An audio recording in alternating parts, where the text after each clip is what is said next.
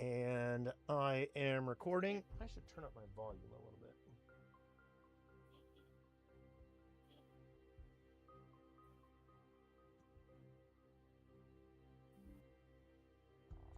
I don't know what's going on with my audio. My audio has been so goofy lately, and I just need to break it all apart and start from scratch and fix it.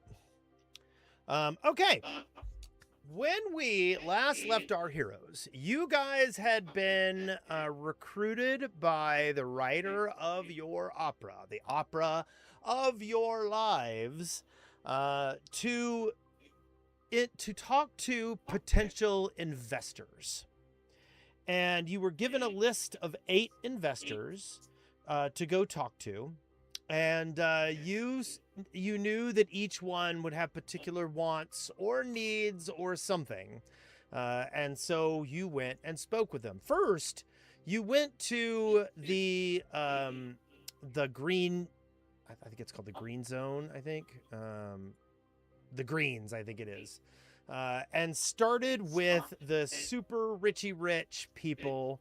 And you started with one named Aphigenia Jaltaro, who you had heard needed to have her little pet approve of you guys for her to want to support the play.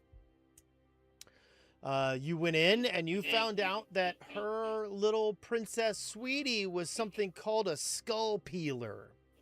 But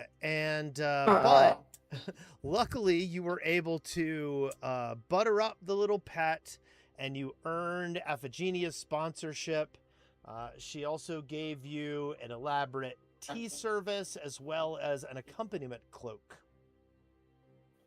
The next person you went and talked to was a former opera performer named Eldana Alamaxa, who was largely interested in promoting the career of her daughter, and proceeded to talk you into letting her be in the play. You guys managed to talk her down a little bit, but she was pretty clever, and you finally worked it out so that she would just be in the chorus. And then also you managed to talk her into maybe being a magical, what was the term? What were you? I think consultant was A what consultant. Yes. And so Eldana sadly kind of backed down a little bit. And she gave her sponsorship package, which was an entertainer's cincture and several bottles of fine Chilaxian liqueur. The next person you went and talked to was a kind of a new money guy named Ivrin Zerisis. And he asked a bunch of very weird questions. The things he asked you didn't seem to focus as much on the play as they did on you guys. Some of the things that he talked to you about still sort of left you feel like he was interviewing you for a position that you weren't really sure what was going on. And finally, what he did was he had one of you duel his butler. And Ashmog took on the role and challenged his butler, Vorens, and defeated him. But the dude had some moves. He indeed battled very well in combat. Yes. And as a reward for all of this, he gave you a Stormflash rapier that appears to be made out of iridescent crystal. Oh,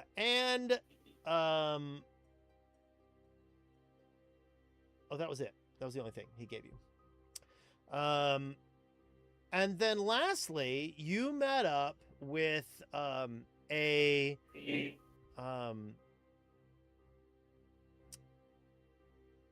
God, what's the term I'm looking for? A Kuthite named Vezeth Ilviak.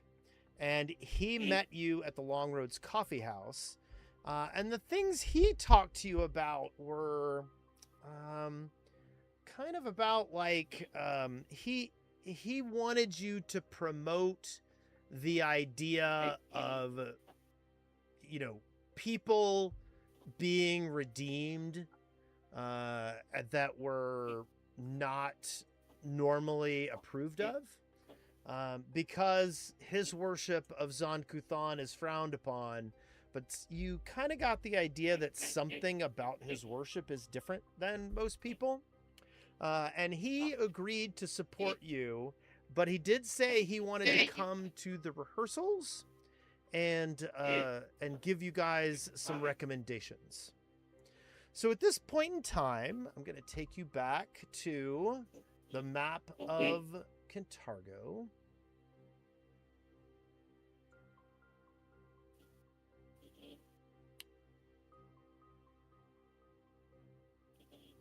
You guys are currently up at the Long Roads Coffee House. I think you have pulled all the things from Vezeth's sponsorship.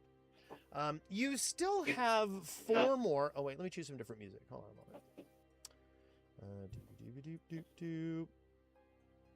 a moment. Kelser is all ghostly. That seems a little dramatic. Oh my. Here we go. This one's called Saruman's Fall. Okay. So the remaining people that you hadn't spoken with are, first off, there is Mialara Dokur, the headmistress of Lady Dokur's School for Girls. That is just to the west of you. Just to the east of you is Ricoviel Severine, who is a acting and singing instructor. And then down to the south of you, you need to talk to... Hold on just a moment. You need to speak with Davlu Bernai, who runs the Bernai Silver Company down here near the docks. And lastly, you needed to speak with Tavanda Sastrian, who runs Silver Suppers, which is a salmon factory.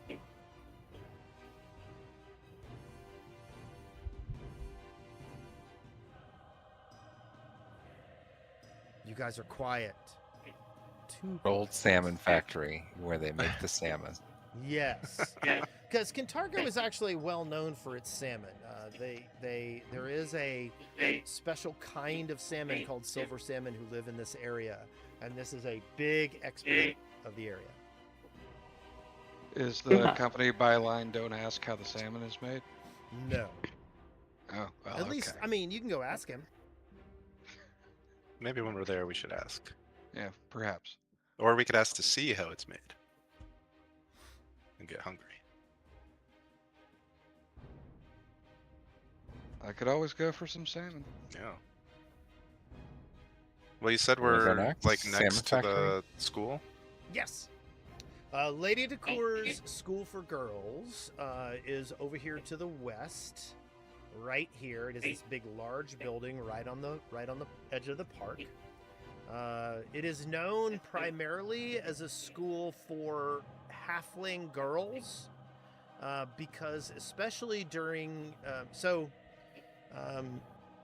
give me a recall knowledge. Give me a society.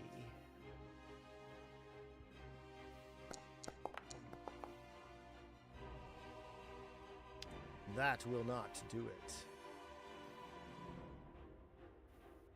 I don't know anything about these girls. Oh. Oh. B, you have actually heard tales that back in the early years of the Chilaxian occupation, that elves became really in fashion, and a lot of the nobles had bastard half-elven children. And while the boys tended to be invited into the families, the girls did not. And half-elf girls learned at a drastically different rate than like the normal human girls. And so Lady Dacour's School for Girls was formed specifically as a place for, at the beginning, for bastard half-elven girls to be educated in a manner that like respected them and took them away from the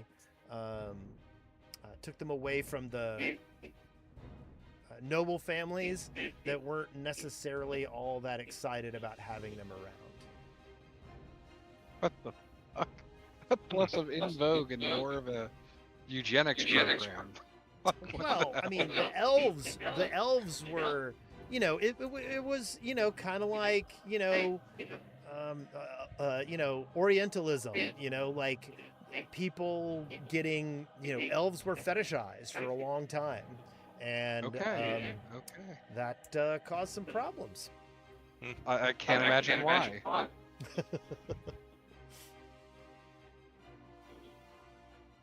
I mean, we're right there. Yeah, if it's close. Sure. If we're gonna hit all these anyway. You are literally like 2 blocks away from it. Okay. Yeah.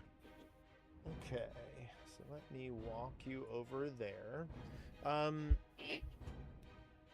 So, and by the way, Zarum, you are echoing a little bit. You're reflecting the voices of the people. Just a little bit. Calcifer, are you invisible?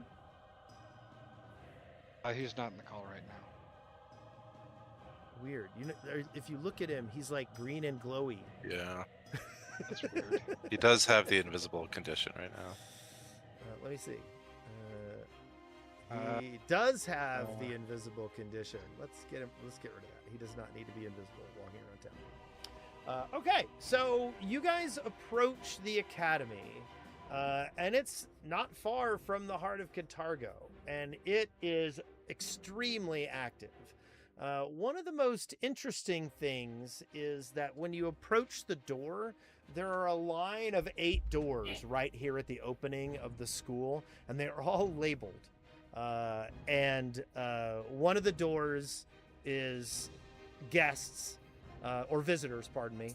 But like the other is students, faculty, like every single door has a label. And so I assume you go and knock on the visitor door? I mean, we are visitors. Yes. Yeah. So there, as you walk into the school, this is an elegant brick building with beautiful like vines carved into the bricks on the outside of the building. As you walk through, so someone comes to get you and recognizes that you have an appointment with oh god, I'm having so much trouble with names today. Hold on. My brain is very ADHD. Mialari. So you are. She knows that the faculty member knows you have a meeting with Mialari, and starts escorting you through the school. You hear all kinds of noise. It is extremely active in here. All the girls walking through are in very tasteful academy uniforms, but you do hear laughter drifting from certain windows, and it's very, very active, not chaotic. It's not like it's chaos, but there is a lot of activity that is very, very like purposeful. And as you're walking along, you see students practicing etiquette and diplomacy with each other.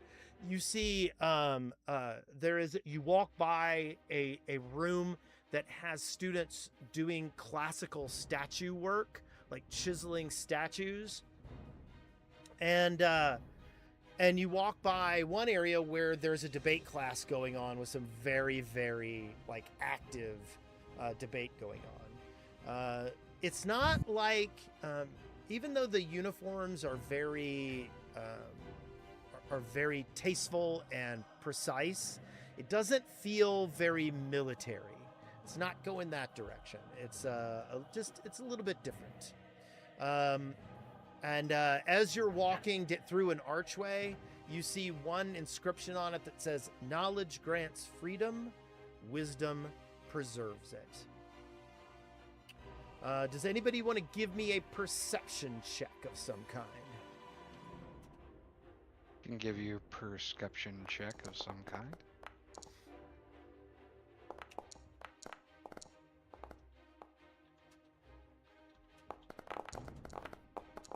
That is a whole mess of terrible rolls and one incredibly good one. B, while everything appears absolutely ordinary in here, you kind of notice that there are some weird inconsistencies with how the students are interacting with each other. You see two of them like using hand gestures, but you're pretty sure those are some kind of coded signals. And as two teachers walk up, they seem to hand each other books, speak to each other, and turn around and walk away, but one of the teachers pulls like a folded note out of the book. It's just something's a little bit off here, but it's not obvious what's going on, but it does surprise you that you've managed to catch a couple of little things out of the side of your eye, and you rolled a 20, so you should feel very proud of yourself. Oh, it's 2 20s in a row. I can only go down from here. Yes, I know. But you're pretty sure that no one has any suspicion that you saw this. So you get escorted to a large, like, brick stairwell, almost like a turret, you know, where the stairwell goes up in the tower, and you get escorted up to an office that is at the top of this tower, and it looks out over the grounds and over the other buildings, and also looks out over Kintargo.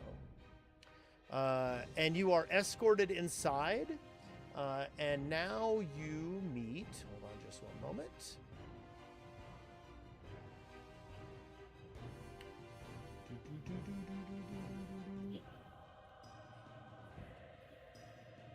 You meet Lady Mialari Decour. If I can pull up her image.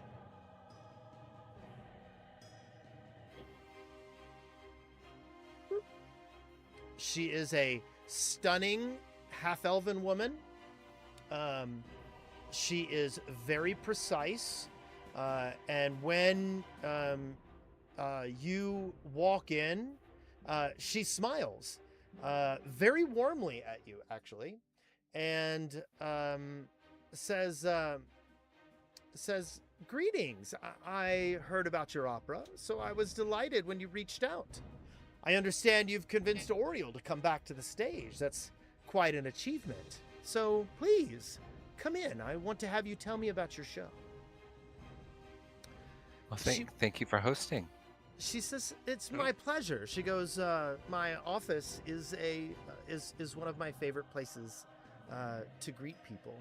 And you look around and you notice that like there are books all over the walls. This is not a casual library. This is a very, very functional library, and these books are well used. So she invites you to come in and sit down. And when you do, she walks over and takes a teapot and begins pouring tea herself, and walks around to you one by one and offers you tea. Please. Is anybody asking any questions or doing anything? I mean, I think I'm going to share with her what I've shared before about the subject matter of our opera. She smiles and she says, well, she goes, she says, I already know quite a bit about the play, and I know quite a bit about you. She looks over and she goes, Anira, the stories of your battle sisters are well known. She looks over at Ashmog and says, Ashmog, the fights that you've had here in town, I heard about you liberating the hold on, I gotta cheat and look at names again. The Swan's Shadow Theater from some rather nasty beasties. She looks over at B and says, B, you have made quite an impression around town. You are well known. She smiles at Flack and says, Flack, you've been quite charming as well. Although, I'm sorry things didn't go so well for you at the Fate. And then she smiles at Zarum. She smiles. She smiles. She smiles at Zarum, and she says, "You and your accomplice are well known for standing up for the people here in town." And she looks over at Calcifer, and she smiles at Calcifer and says, "And you, I even see you." And she smiles. And you knew that we had retained Oriel, which is quite impressive. You are I think the first we've spoken to who was aware of this before we presented it. She goes, it is part of my business to take care of this school and to know the things that are going on around town. This is a cherished institution, and it is always best to know when the tide is going in or out. How cryptic. So she smiles and she goes, so, again, I already know much about your play. She kind of looks over at Anira and says, Anira, which of your accomplishments are you most proud of?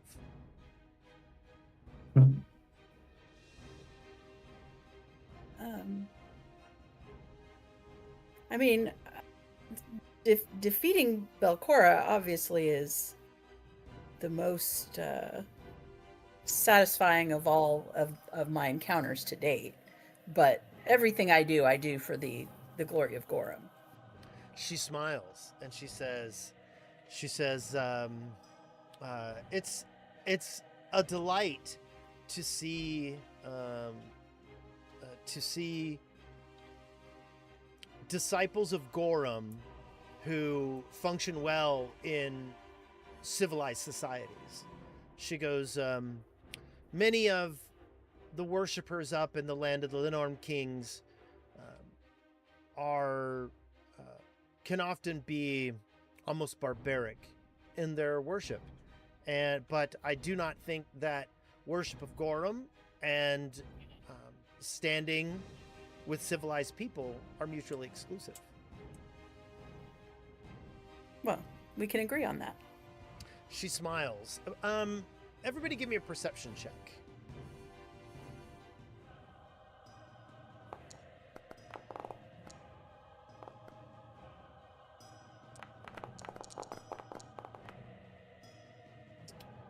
Oh, B, there was your 1. Okay. Flack, there was your 1. Ashmog, you notice that while she's asking Anira about her accomplishments, she is paying more attention to all of you than she is to Anira while Anira is answering. And so she turns to B and she says, B, who among your companions surprises you the most? Oh. Surprises can come in so many forms. I would have to say, honestly, Flack surprises me the most. You grow up hearing certain things about goblins, and all of it being racist, of course. But you also don't grow up thinking of goblins as being able to pack a punch, and Flack is very much a serious force to be reckoned with when we get into scrapes. So she smiles at Flack and says, you wield a surprisingly small amount of fire for your kind.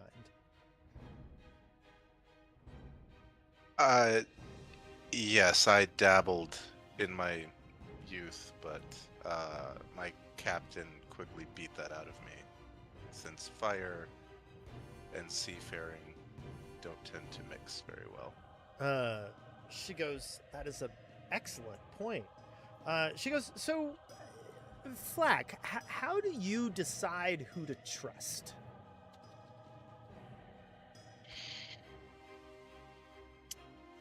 I think everyone is a potential friend, and I think until given a reason not to, I find life easier when we extend trust to people until they have broken it. And yes, from time to time, that will burn us, to use an old goblin pun. But overall, I think life runs more smoothly that way. She smiles and she goes, often, I've found that a little trust can go a long way, but a little knowledge can go farther. She turns to Zarum and says, Zarum, what was your biggest mistake? That's hilarious.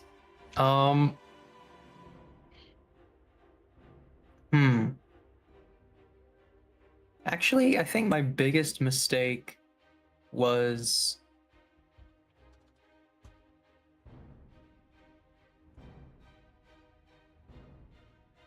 actually that's a difficult one.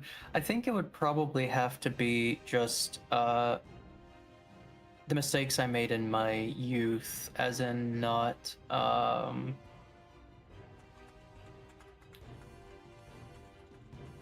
like acting carelessly, I guess is the best way to say it. Not doing my research before diving headlong into exploration. She smiles and says yes. She goes, wisdom comes from recognizing when you've stepped too quickly. And then she smiles over at Ashmog and says, Ashmog, what part of your past do you hope never catches up with you? Same part of my past that I really hope I get to experience. I don't want to see my tribe again, yet I still do.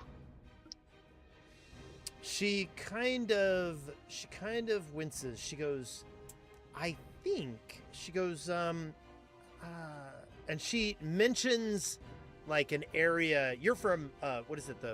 What mountains again? South Menador. Yeah, she mentions like an area, like a region in that area, but not that. And Here. she goes, Okay. from your Now exist. she says you appear to be from, and she mentions something Apparently without nearby. Am I guessing correctly? Thereabouts. We were nomadic. We moved around the mountain range. She nods. But that's within the range. And again, one or two of you might pick up again that largely, like, she's looking at everyone else when people are answering questions. It's almost as if she is appraising how you're responding to your friends' responses. And then she looks over at Calcifer and says, Calcifer, when did you first realize you weren't ordinary? Do we have Will yet? It's logged in. I just heard You it. guys hear me? Yes.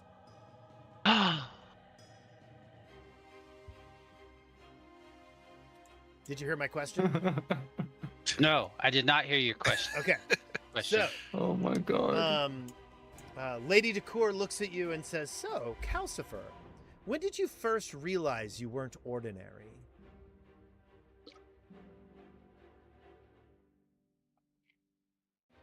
I'm pretty ordinary where I come from. She kind of chuckles and she goes, yes, but you didn't come anywhere. You didn't come anywhere near here, did you? No. She goes, so why did you leave? Why are you here? I was tricked into coming to the material plane. She kind of grins and she goes, are you sad you were fooled? No. She grins and she says, okay, enough questions about you. She goes, I need to know what you are going to be bringing to this play. She looks over and says, B, I'm sure that you're quite the performer. What would you like to demonstrate as a skill of yours today?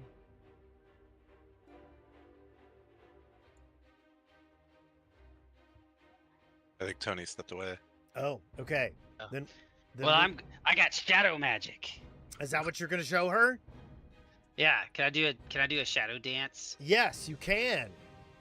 Yeah, I'll do a shadow dance. I'll bend the light around me, make the room dimmer. Except for where I want flashes of like Okay, darkness. give me some kind of a skill check for that. That's performance, right? Alright, here, I'll do a performance check. Oh, Holy shit! That's the way You- to start out the night. You do an amazing shadow dance, and so there is a large, like, arched glass and stained glass window that is letting the light in, and everyone, while you're watching Calcifer dance, you can see the light almost from that window bending around him as he does his shadow dance, and she grins at you, and she is very, very impressed. And she says, and you, Zarum, what would you bring to the play?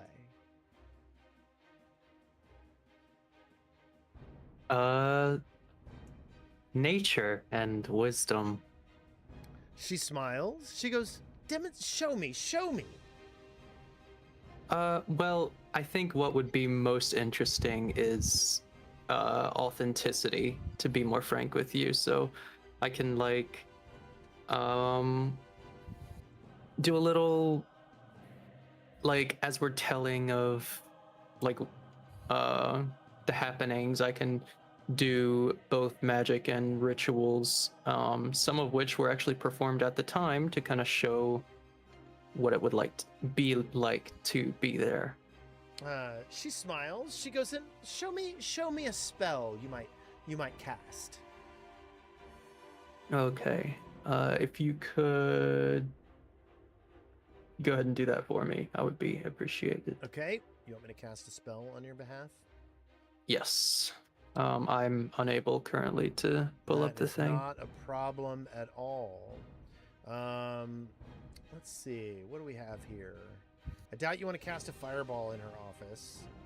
How about? Something non-destructive. Yeah, I think that seems like a good idea. How about detect bitches? No, that's a bad idea. You killed me. Okay. How about you do some eat fire? Sure. I could do like a really low-level fireball and then eat fire. Yes, you could do like let's see. Hold on, what do you have here? I mean, you could also just like breathe in one of her candles or something. Sure. Okay, so here you go. You breathe in some fire, and impress her. She kind of chuckles and she goes, "Very nice, very nice." And she looks over at Ashmog and says, "Ashmog, what would you bring? What talent would you bring?" You know, I want to say licensing rights, but barbarians don't know what licensing rights are. So, I can lift heavy things, and I assume there's like a table or a desk. She points to Zarum. I lift Zarum. Okay, give me an athletics check.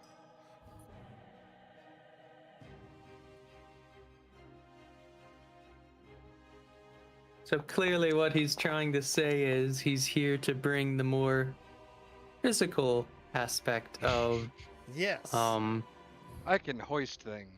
Yes. She smiles at you as you bench press Zarum. Wow. Okay. Flack, what can you bring to the play? Well, Oriel's acting abilities are without peer, as you know, but I think she will need some assistance with her motivation, getting into the mind of this occult creature of darkness and hate and vengeance. And I want to try to talk scary about Belcora. Okay, do it.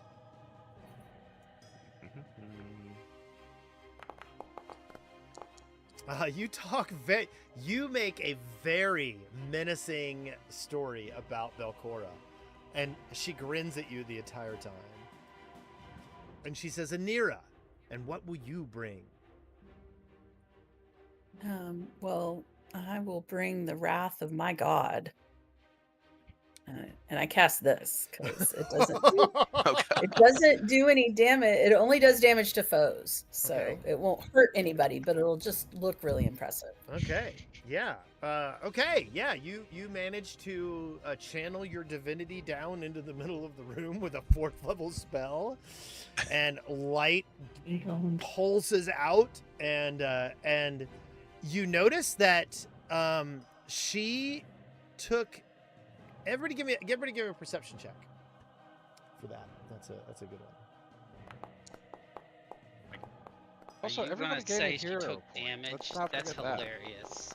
Yeah. She took damage. It's hilarious. She's our enemy. She did No. not take damage, but Flack, you notice that she fell back, and actually, Calcifer notices this as well. She fell back onto one foot, as if there was something threatening in the room. She did not stand calmly. She put herself into some kind of a ready position when the divine blast came. And so she kind of claps and says, "Bravo, bravo." And so she says, well, she goes, "I have to tell you, I am actually very interested in sponsoring your opera. And I do have some gifts for you as part of the sponsorship. But I have a wish. I would like to have a few lines of text worked into the opera's dialogue, preferably into an aria. And she says it's kind of a subtle way of advertising my sponsorship, but I hope you recognize that I'm clever enough to where only the people that are aware of what's happening will recognize what I've done. She goes, I don't know, I don't really know what I want to say yet. She goes, but I would. She goes, it does give me a way to advertise the school without awkwardly putting product placement on stage for all to gawk at.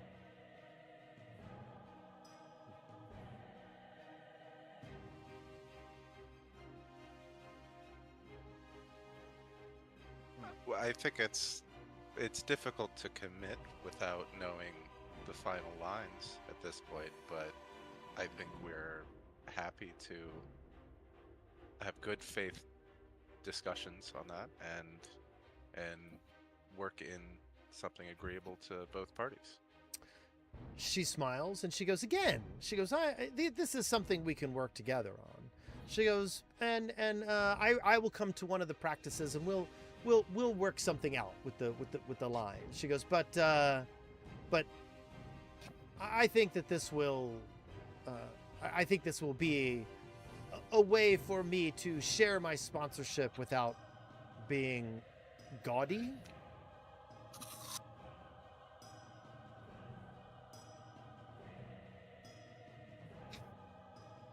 Well, I mean, we wouldn't want you to be gaudy, that's for sure. She smiles. She says, good. She goes, good. And so she shares her sponsorship with you. In her sponsorship, she gives you a set of slates of distant letters and some spectacles of inquiry.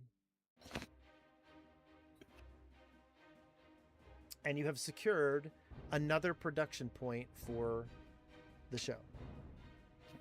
And Tony didn't even have to roll once. Yep. By the I way, didn't. everybody, Got 220s. everybody, don't forget to gain a hero point for the week. Yes. I didn't roll? Well, there was no test here at the end. She wanted to see all your personal, all your personal things that you did. But she wasn't all that concerned about, making you give individual tests here at the school. Tony, she just accepted you. You broke She up saw really B bad and there. loved you instantly. You broke up really bad Gosh. there. What was that? I was saying, she just accepted B for who she is instantly. She just loved B immediately. Yes. She appears to have known you all already, which should be a little disconcerting, but for the most Well, her part, reaction to the divine spell is what really has me. Yeah. Yeah. I'm wondering, because I know what things are in D&D, but I don't know if there's equivalent in like a Rakashaka or whatever the hell they are, the lion, Oh. the tiger people. Rakshasa. Yeah. Maybe. well, she was not hurt by What? the spell. And her money's good. Her money is good, and she gave you presents, so somebody should grab Yeah. them. So is this 2 pairs of these just reading it. slates? Yes. Oh. The slates are like something from Dungeon Crawler Carl. Yep. So if you write on one slate, the other side gets to see it, I believe. Yeah. It's like a permanent message. Well, who would like a +2 item bonus to perception checks is really the question. I don't think I could wear spectacles. I mean, I will say that at perception. But terrible on them. But If no one else don't wants have it, any I'll take the spectacles. A lizard with Zara, glasses a lizard- on. I mean, I think it would be really cute Yeah. on Zara. I am adorable. That's true. Just sitting on the edge of your big nose, like And it's a Well, actually, it's a +3 item bonus on perception checks to sense motives. If you're an investigator, it gives you some additional bonuses. I am not that. But it's also just a flat +2 item bonus to perception checks all the time, Correct. which True. includes initiative. So that's pretty juicy. Yeah, I use stealth for initiative most of the time when I'm sneaking. So I think Zarm's a good candidate. Right? Yeah, I agree. it's always good to have Zarm go earlier in the initiative order. Yeah, I like Zarm to go before we take damage. Listen.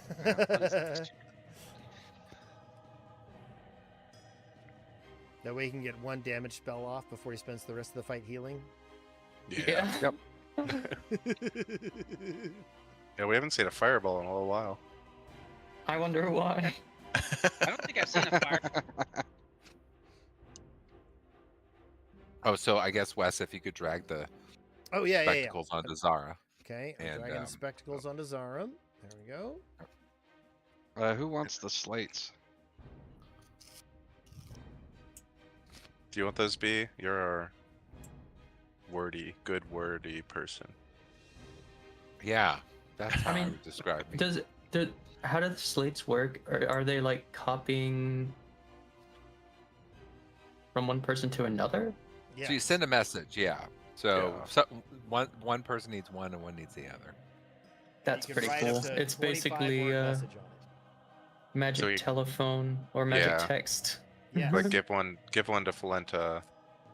Good lord, it's a medieval there. teleprompter if you're fast enough. Yeah, you're right. Give one to Falenta. Yeah. Yeah.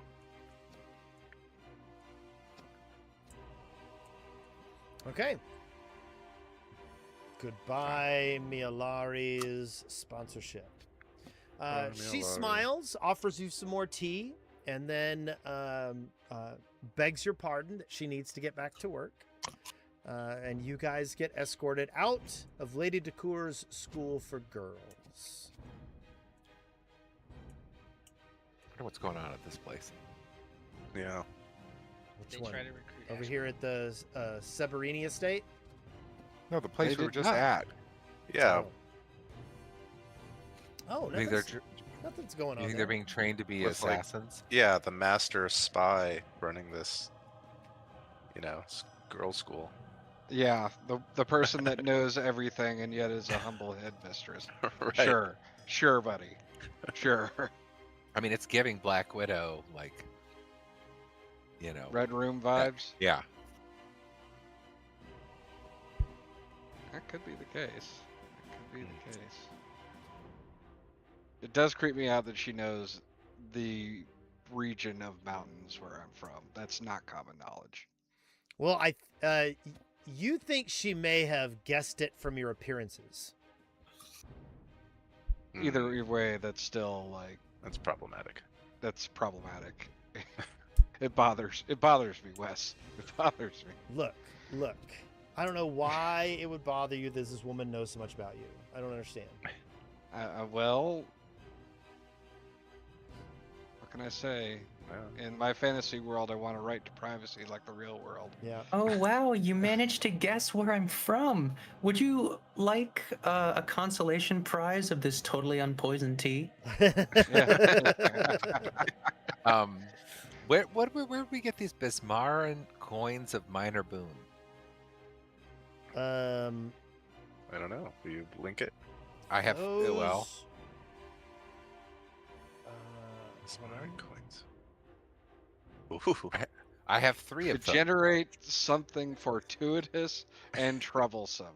I'm like, Why have we "What not the-" used these You yet? know what? It fits that's in your pocket, my dude. Yeah, where'd these come from? Because they don't have an icon, like they're just a generic image. So for awareness, Besmara is the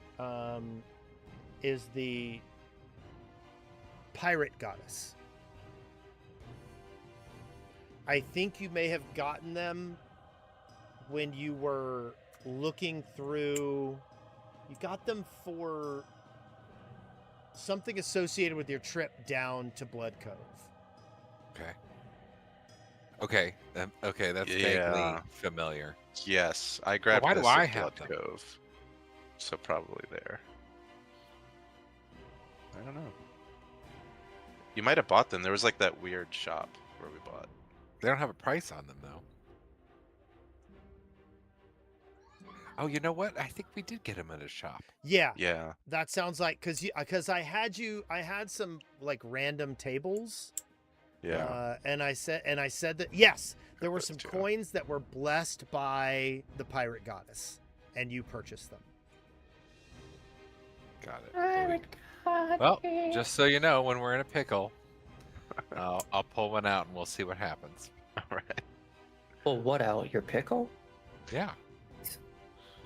Oh, See what happens. great. See what happens. Yep. I mean, you are the bard, so Yep. definitely playing into that stereotype. Oh, the endless, numbers of the Gardington family that. have Listen, been this is the only time. This is the only time I've discarded ever played a and horny possibly character. executed. Didn't tip it off. This is the only time I've ever played a horny character in my adult playing. Really? Yeah. I'm being honest. That I find that genuinely hard to believe Well, you gotta, because I you know gotta you. You gotta understand, every But- character that he's played is less horny than him, so it's not a horny character. Ah. He's had to suppress for years at this point. Yeah, the bard I needs to played wait. before. The bard I played before. I did like an investigative journalist. So it wasn't like trying to like woo people, right? It was digging up dirt on people, getting them to confide in her so that she could blackmail them. No, now, I mean, I will say I'm- that I'm almost always somewhat evil, but So that's the constant. Okay. evil is relative. From a certain point of view. True. Yeah, I mean, she wouldn't do that to poor people, right? She was doing it to wealthy bureaucrats. Like, they deserve it. I see. Totes. Yes. All right. Well, where to next, folks? We got 3 more to do. Maybe we got 3 more. You're very close over here to the Severini estate. Okay, let's do that one then, because I know the other 2 are by the docks area. Okay, hold on just one moment.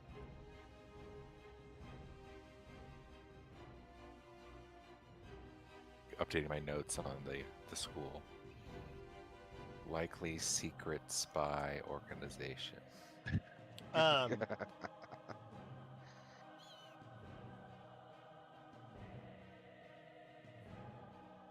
I mean, at least we know now, like, right, if we need information on someone, Yeah. we have a friend now who can likely get that information. Yeah. Yeah, that's true. That could be very handy. Okay, so as you guys start walking to the east here towards this area, this area of town is known as Valegre, and it is heavily populated by artists and performers. This is kind of like more Hollywood-esque, whereas some of the other parts of town are more, Lower East Side kind of stuff.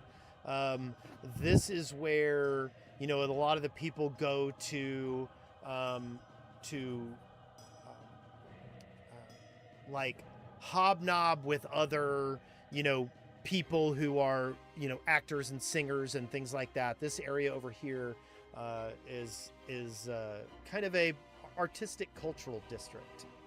And as you get closer and closer, you start to hear like music. You hear people practicing. You hear musicians on the street performing, hoping to, busking to make impressions. And as you get closer and closer to the Severini estate, you notice that like he's got this little park next to his house, and you can see painters painting beneath the trees, and like inspiration just kind of seems to be everywhere. This is a very extroverted kind of part of town as far as performance goes and art goes. There are music schools, print shops, instrument makers, bookbinders. Like there's all kinds of interesting little like support instruments for this area. And when you get closer and closer, you notice that this is an estate. It is a it is a large home with a very, not a prominent wall, but like there is a wall around the home. But as you get closer, you also notice that there are like fresh flowers decorating, around the walls and things like that.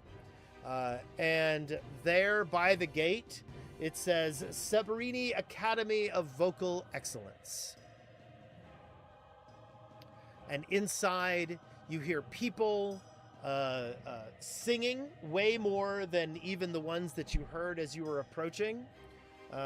And you see people walking around very casually in this house that looks like it is...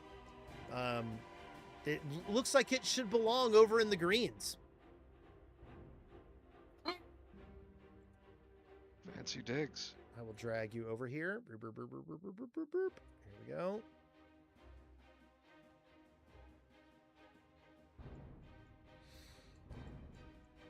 So, are we able to just walk inside then? You absolutely can. The front gate is not locked. Again, you see people walking around within the wall of his estate. Everybody give me a perception check.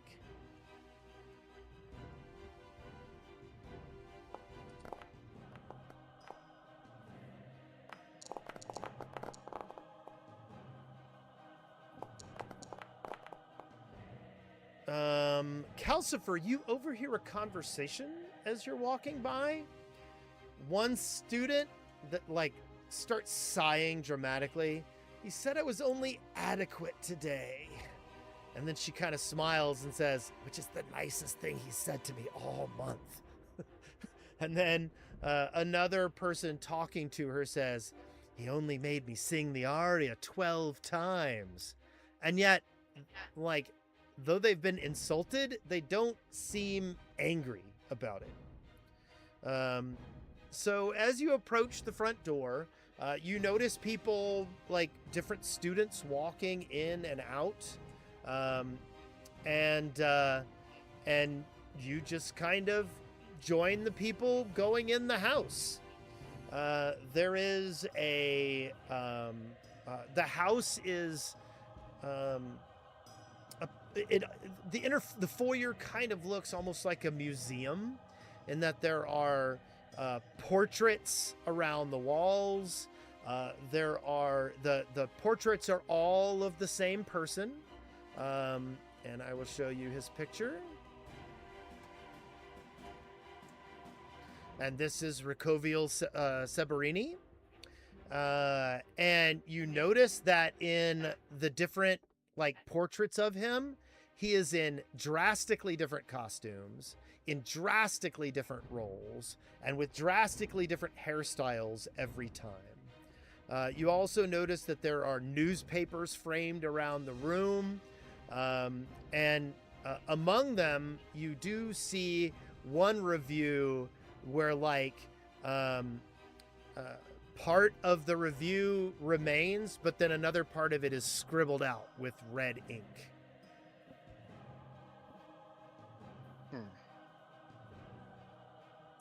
So he didn't like his review.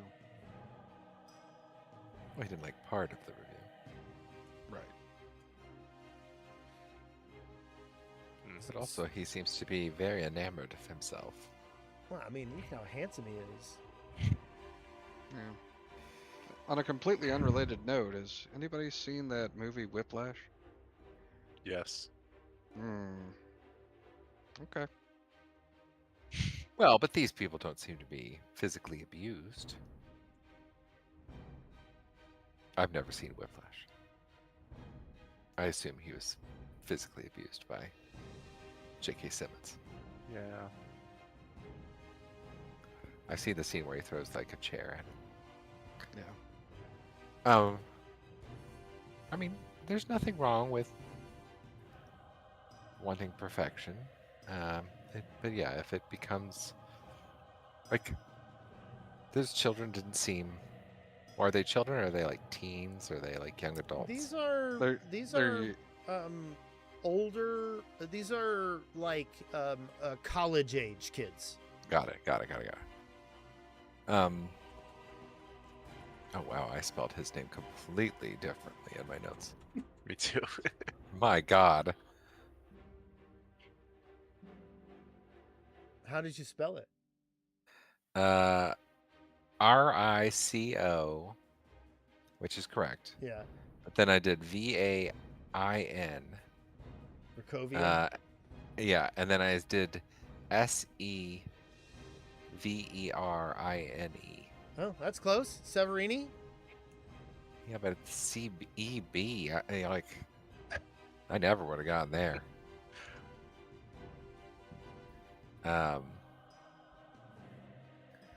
Jovial. Like jovial. Indeed. And what is an Iovarin? That is a half elf. Okay, got it. I actually should be using that term. Let me find the text on that. Just a moment. Well, I think we would grab the nearest,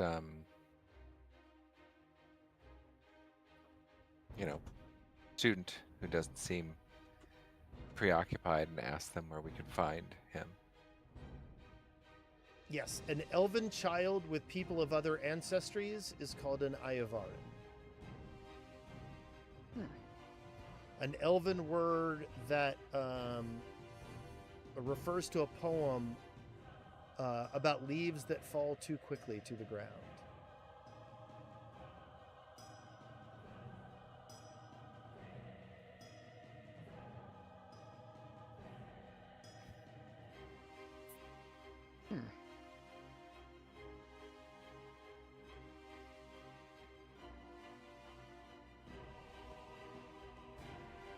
Very quiet.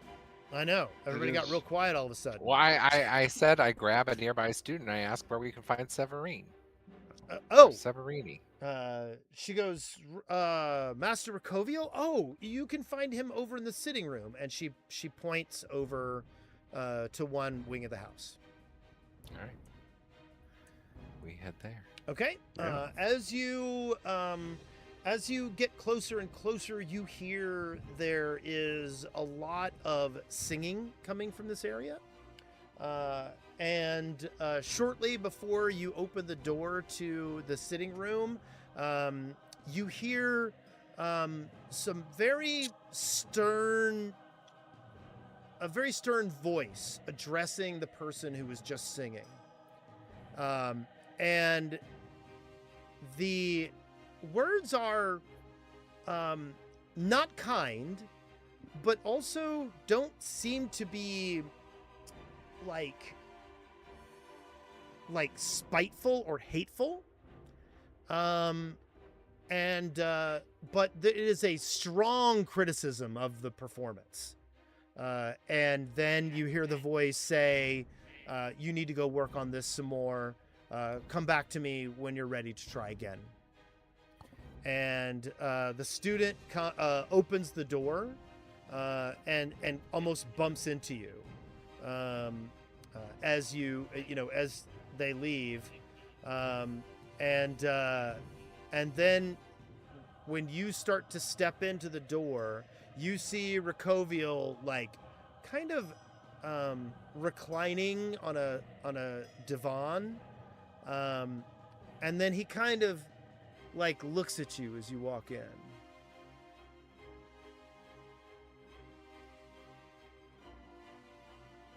Hello. Okay. Nice to make your acquaintance, Ricoville. I'm not sure if you were informed of our visit or pre-informed of our visit. He kind of nods and kind of waves his fingers over to some of the other chairs. He says, come in, come in. He goes, try not to trip over all the genius. Oh, God. I sit in a chair and just ignore it. That's genius with a J, right? This is the kind of guy that thinks he's going to trip over his own dick. So I'm sure you're curious what our opera will be about.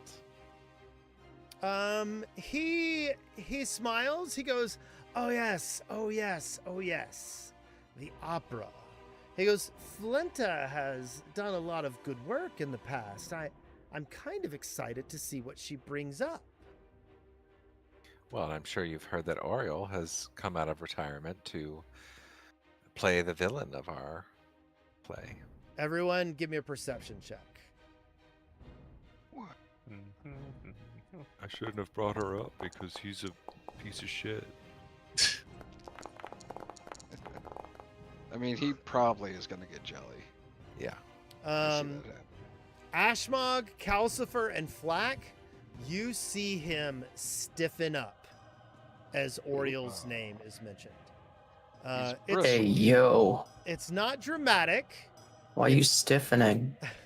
It's not dramatic, and but his expression kind of sharpens and goes, "They're performing, really." Yes, I've heard. She's quite good. I've never seen her myself perform, but I'm very much looking forward to performing alongside her. He looks over and goes, "I suppose retirement grew dull." And it sounds really dismissive, but he's still a little stiff. And like the look on his face does not match his words.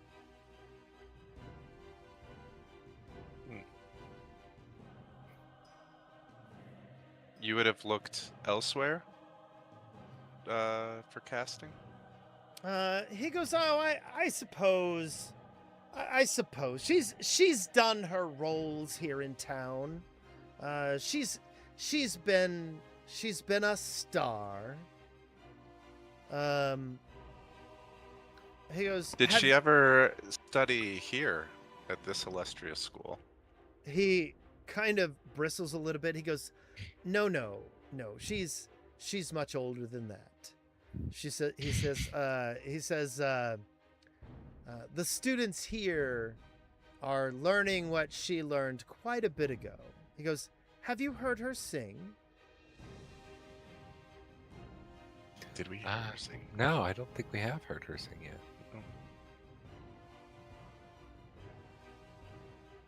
I don't think we have. I don't think we did. He says,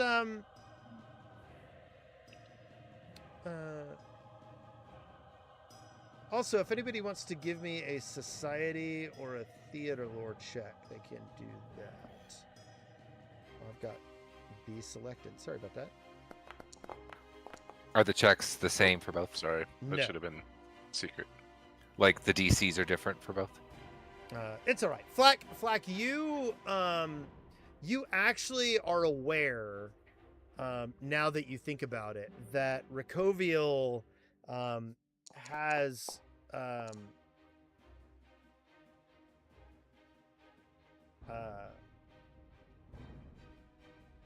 Ricoville actually has a history with Oriole.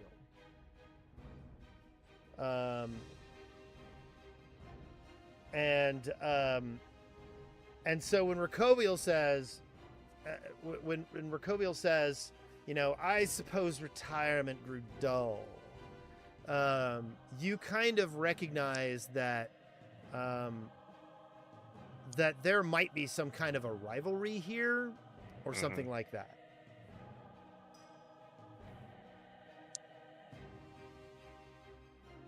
Okay. And B, you have also heard a little bit about this,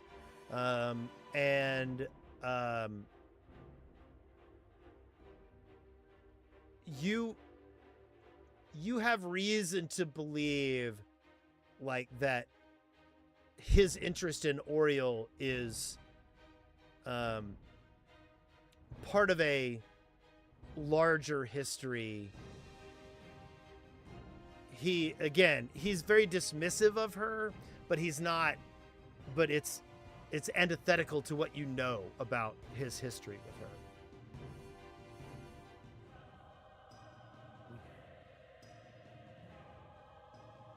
Well,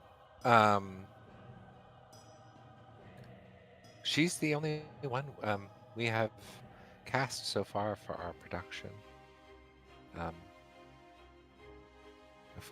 From the articles on your walls that we saw on the way here, it seems like you're once quite a performer yourself. He goes, perhaps. I have been a performer in the past. I have taken on teaching now. He goes, you saw Varissa leaving the room, and I have taken her under my wing. And like some of you, like, would not like the way he seemed to talk to her. The fact that he, like, knows her name is a little surprising. You know what I mean? Like, he didn't talk to her like somebody he was affectionate for. Yeah. And yet he addressed her by name, and says, look, look, what key is the finale of the play in?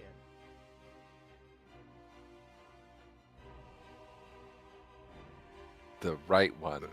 Kalian key, of course. He kind of Alien. he kind of chuckles and says, "Oh, the performance is going to be drunken." Listen, we're not writing the music for it. That's what Polenta's doing. He goes, "Okay, so you haven't booked the actors. Who's conducting?" We haven't booked them yet either.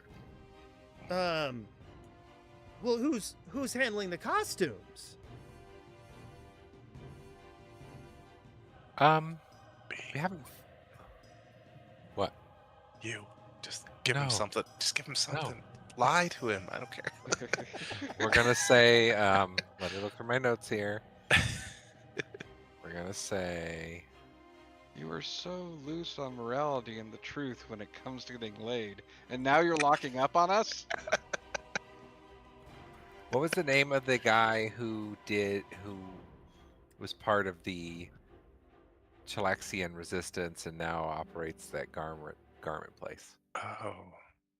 Oh. Hedeman Hayes. Hedeman Hayes. We haven't procured Hedeman Hayes yet, but I'm hopeful that he will. His eyes light up. He agree. goes, "That is an inspired choice." He goes, Good "So, call. Oriel. Well, that changes everything." And he looks at you and he says, he goes, "Even without knowing a lot of the prominent decisions that you're making here," he goes, "I'll tell you what." He goes, "I will sponsor your opera if you agree to one condition. I want to be cast in a prominent role in the opera." I already have the perfect role in mind for you. He smiles and says, "Do tell." Background tree. Number 4. I want to see if anybody can predict who I'm going to say. I know who Franz you're gonna say. Vangelico? No. Oh. Do Ooh, you- okay. Who do you think, Wes? That's what I was going to say, Franz Frangelico. Oh no. Okay. I hold think on. Revian. Eurevian. Oh, that is correct. Eurevian. That'd be Especially great. with He'd all love the that singing. too. Well, with all Yeah. the singing Eurevian does. Like, Yes. Bravo. So yeah, I'll share with him like, in the dungeon we came upon a devil that created a very difficult situation for us. Very painful, and we had to make. I made a very difficult decision that led to someone's demise at the hands of this devil. And the devil communicated through song, which was very interesting for all of us. And I think you would be a very perfect type of performer to capture his theatricality and presence. He smiles and he says, "This sounds intriguing." He goes, "If you can promise me a role, he goes, of significance," he says, "then I will agree to sponsor your opera." He says, and be sure to tell Oriel. No, don't tell them. Oh, please. We must know. We must. If you have wisdom and experience in this He area, goes- especially dealing with divas. He goes, Such "No, as no, no. Oriel." Let's just let things be a surprise for a while." Basically, he's saying, "Don't tell Oriel that he's involved." Yeah. Yeah. And so Nice. he offers his sponsorship, and that is here next to you. Guys, we're doing so good. Hey. You have gotten every sponsorship so far. Every one of them.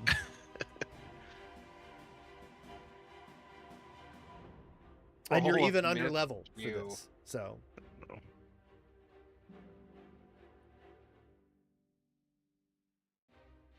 You fail a check or attack. You just flip a coin. It lands on the theme set. Oh god, you got Yeah. 7 of these? Get 7 uses of it. Yeah.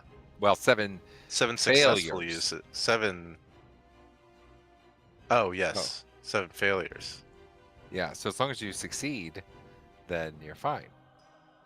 You can keep using it. That's crazy. these magic Yeah, items that you get, our guys are getting, are crazy. There is Um, so much stuff. I'm assuming this is a fortune effect. So What? Something you already have? soon I already have it for a lot of like skill checks that I use, and in a couple levels I'll have it for finishers, so someone else should take it. Yes, Okay, this then activation this- is a What the fortune effect, fuck? regardless of Next how the level, coin flip yeah, lands. next level I will. Next level I can get a finisher that's a basically roll with advantage. Oh my god, the spell Mist Q Mist is Q, so yeah. amazing. So let's see. You make the Like- spell's target believe they had something incredibly important to say, but forgot to say it, and now they've missed their opportunity. I mean, it's a spell of my life. The Pathfinder spells are so good. They're so good. Like, Um, oh my god, So I'm getting hilarious. anxiety just reading this description. yeah, that's pretty great. So Rakoviel smiles at you and says, "My people will be in touch." He goes, "And thank you for giving me this opportunity." Of Thank you. course, thank you. Ooh, Who wants the coin flip? As uh, someone who's died from a crit 1 twice. But seriously, I don't need it. Like if someone else wants it. Like Grace, you've had so many bad die rolls Well- on attacks. Keep in mind, you have to be able to flip it, which means you have a hand free. If you're Oh, using that's it Yeah. true. Well, and And I'm you- not sure. I'm can't be not sure how unconscious. Gorham would feel about me flipping a coin in the middle Yeah, battle. that's like, fair. I mean, I have this Leaving violin your I'm battle carrying up to all the luck. time Yeah, I don't think he would appreciate that. So someone who Flack, you can generally always- has a hand free. Okay, so what does the coin do again? Can you put it in chat? Because Yeah. I also happen to do a lot of cool stuff with luck. Well, if you already have luck fortune effects, then I don't think. I only have it once a day. Yeah, this doesn't seem to be once a day. This seems to be. No. I mean, of Until course, you it have burns out. 50 chance of. Oh, once per hour. You're immune. Either way, you're temporarily immune for 1 hour. But still. Oh, yeah.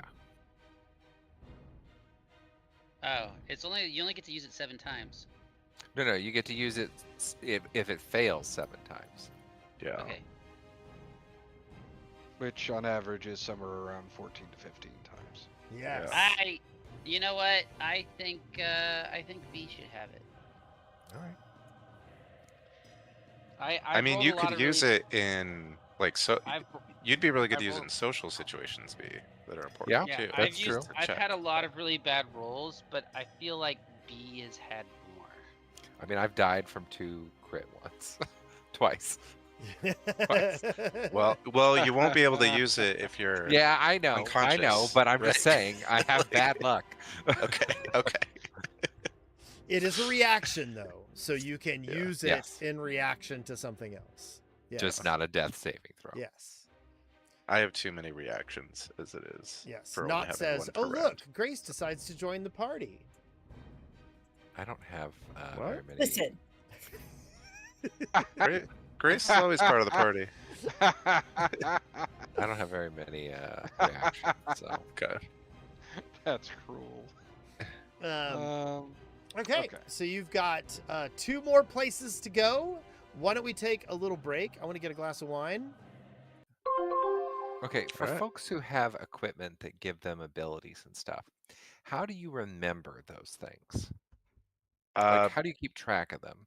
So I create like custom actions, Oh, and then I just drag them down to my bar for Your like bar. the important ones. Yeah. That's a really most good idea. Most That. of mine are passives, Oh, right? except. But the active ones, like propulsive boots, like I can just put it into chat. Like, how do I remember it's there? It's like the one thing that, I have to be like, hey, I do this thing. Yeah. I've begun to starting to get- realize that I probably ought to have some sticky notes while I'm doing this that I can put around my screen. yeah. I'll be right back. It's just I'm starting to get a lot of things now that I'm like, Yes. I need to remember them. Yeah. Like, I do wish that you could, under spellcasting, it was more editable. Because I have like some spells from items, but there's not a way to like. I mean, can you drag your Create. items into the hotbar? I'm trying to drag it into the tiny hotbar, and it's Yeah. not working. Let me try the bottom one. The bottom one I can. Yeah. The bigger Okay. one. So that's something. So let me see if I click on it, what happens. It pulls it up there. Okay. Yeah. But at least it will be a reminder to me that I have an item that has a thing on it, right? Yeah. Like, Yeah. Yeah. I mean, this one, right? The first thing, the bonus action is I get a focus point back, which is great. But then this other thing about the Phantom Crowd, I'll never remember I have this. Yeah. And it's very situational too, right? Like summoning a crowd to like watch me perform. It's not going to be helpful in combat. at Situate. all. I feel like you're gonna use that all the time. I can only do it once a day. Oh. But then, like when I want to use it, how do I track that I've used it? Right? Like I don't know that there's a way to do that. I just say that I did it, and I have to remember Yeah. I put it. Yeah. You have to keep track of time. And then, like the spell that's associated with it, like do I need to cast that spell or like? Well, Is if it you click fine? on the actual Phantom Crowd that you put up, like you can Yeah. just put it to the chat, click on it, and then I guess Wes can help How, you with that. how do I put it in the chat? If you just click on Phantom Crowd, it'll pull up the window, Yep. Hmm. and then you can. How do you? But yeah, this is what I was saying. There's not a way in Foundry, I think, without another mod to Yeah. like cast from items, right? Which is fine Yeah. most of the time. Like we just say, Well, if Yeah. like there's I ever, have like a lightning bolt spell I can do, and I can just be like, here's where Well, it's hold going. on. Here We've are the used guys you need to scrolls save. and wands. There is a way. It's just not built into the Right. thing. to the item Yeah. itself. Let me see. Hold on just a second. Let me look at the item. Is it on you, B? Yeah. The Okay. accompaniment cloak. So, Like, Oh, yeah, maybe I could make scrolls and use those. the crooner's So- the crooner's cravat has a similar spell called influential croon, or an active ability called influential croon. Spell scroll. That I can use once per day, but like, how do I? 7th, 12th. Yeah, but I can't edit the. what happens if you take that down Yeah. to the macro bar? Yeah, if I put it on the macro bar, it just pulls the item description up in the chat. Right. That's a good question.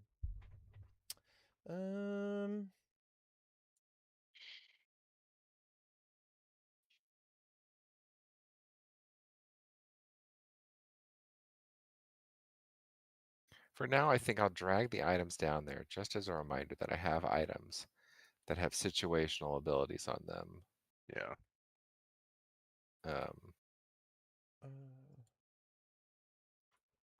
Oh yeah, like I have something with these bands of force. If someone critically misses me with a melee strike, which never happens, I can nope, shove didn't them. work.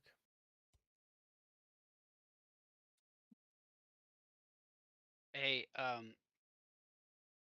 Wes, there's a spell I'd like to start trying to learn. It's a rare spell. Yeah. It's called It Is Written. Okay.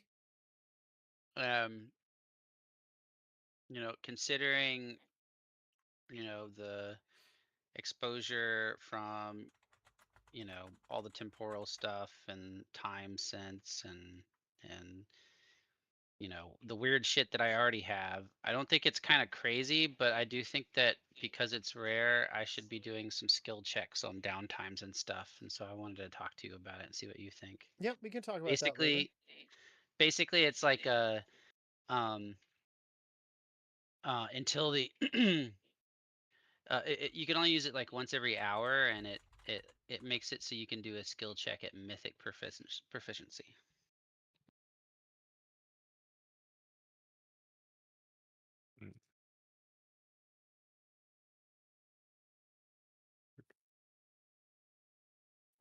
And it's not, and it's filling an empty hole that was just created because I took fly at 7th level as a signature spell. So all my, so the fly I had at 4th level is now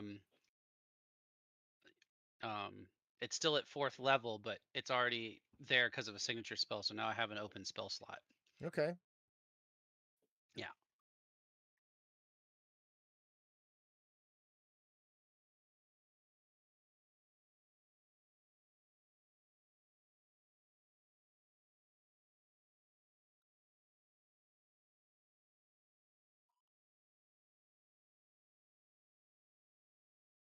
What's the name of this ability that it gives you? The crooner's cravat. No. The accompaniment cloak gives you envision.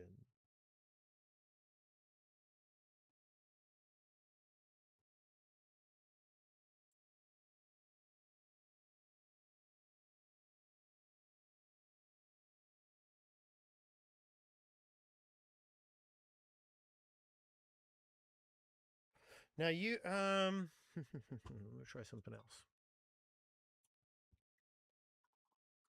Huh? What's the name of the spell again, B? The spell is Phantom Crowd.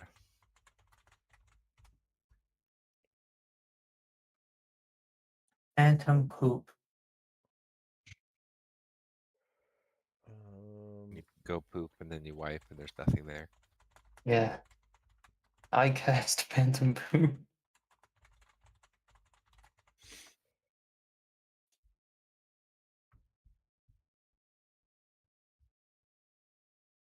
So what you might need to do is create another magical entry section for the spells that are on your items.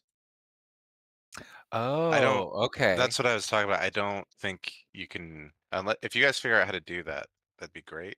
But I could not figure out how to do that with the Oh, that's spellcasting easy. entry.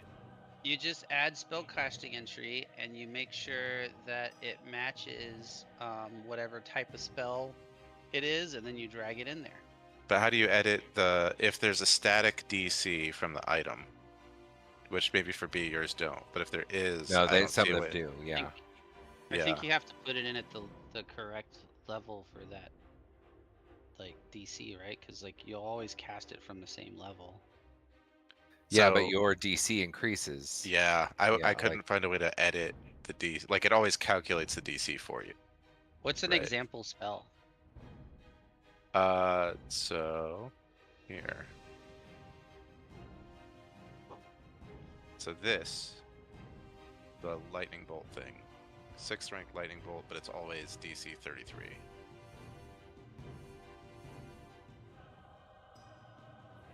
And what would your DC be if you put it in your spell thing? If I do it as like arcane charisma based, 31. Okay, so this is literally a better lightning bolt spell what you're casting. So if I click edit, can I change the D? Yeah. Okay. Yeah, you can. I think you can. Yeah, there's nothing you can put under like active. Like what's interesting is scrolls show up in activation, but not like abilities on items. You know, I just as I'm getting all these items now, I'm like, I want to remember to use them when it's appropriate, and I just wish there was some way other than opening up each item and being like, what does this do again?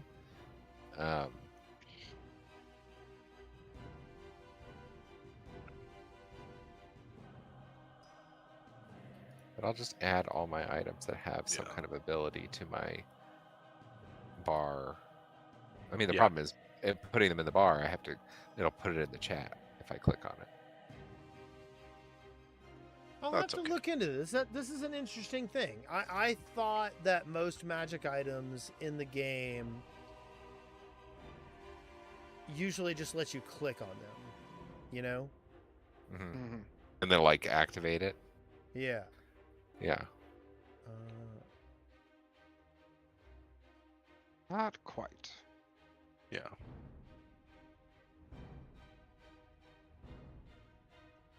Interesting.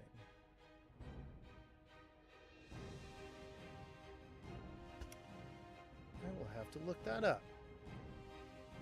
Oh, I killed my window. Are we all back? I am. Yeah. I'm back. I'm Yep. back. I'm back. I never left you. You know it. I got a glass of wine, and it's gonna be delicious. Ping pong. I'm the milkman. My milk Bing is bong. delicious. Miguel Jackson. That's good Malbec. Okay, so let's continue, shall we? You have 2 more places to visit. Let's go visit the Salmon Man. Yeah. Sing me a song, you're the salmon man. Oh my god. Bring me a fish tonight. So he's down We're all here. in the mood for a mackerel. And you've got me And- flipping on the dock. I was gonna say, we all like them pink on the inside or something.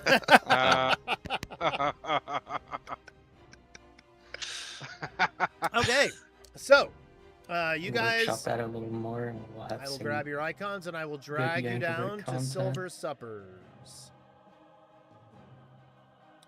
Boop-a-doop-a-doop-a-doop-a-doop.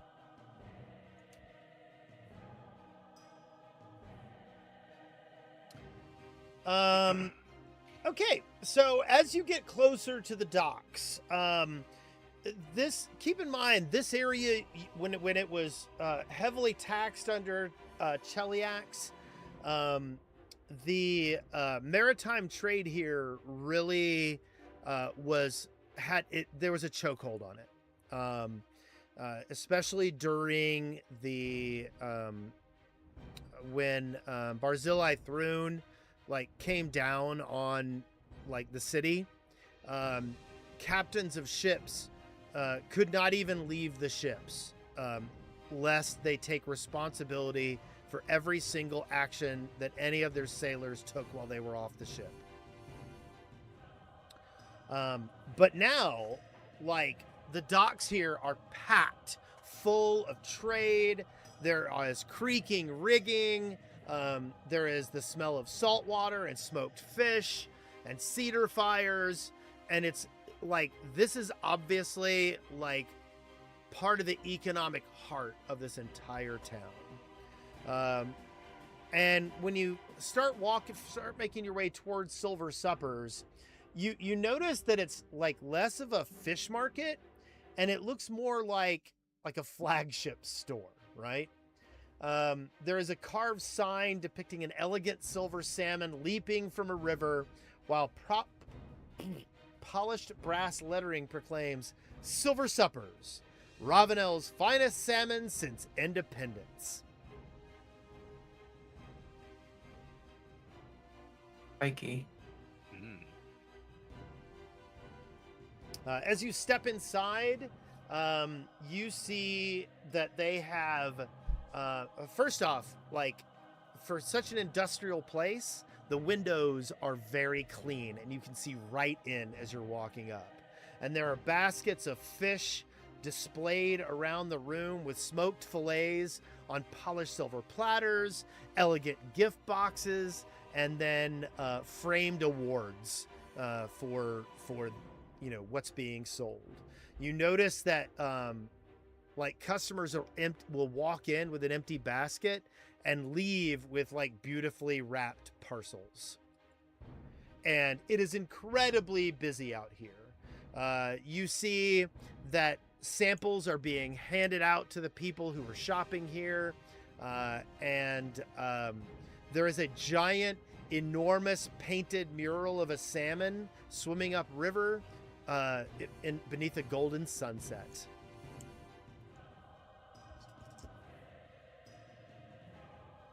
Who's hungry? Yeah, I'm a little peckish. I assume it's been 30 minutes to an hour per meeting, so. Yeah, you guys have been in meetings all day long.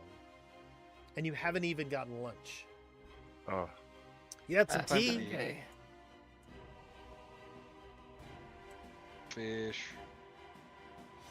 So Nobody feels weird at all after that tea, right? No, you do not. Okay, You do all not. right. Oh, give me a perception check. I feel caffeinated.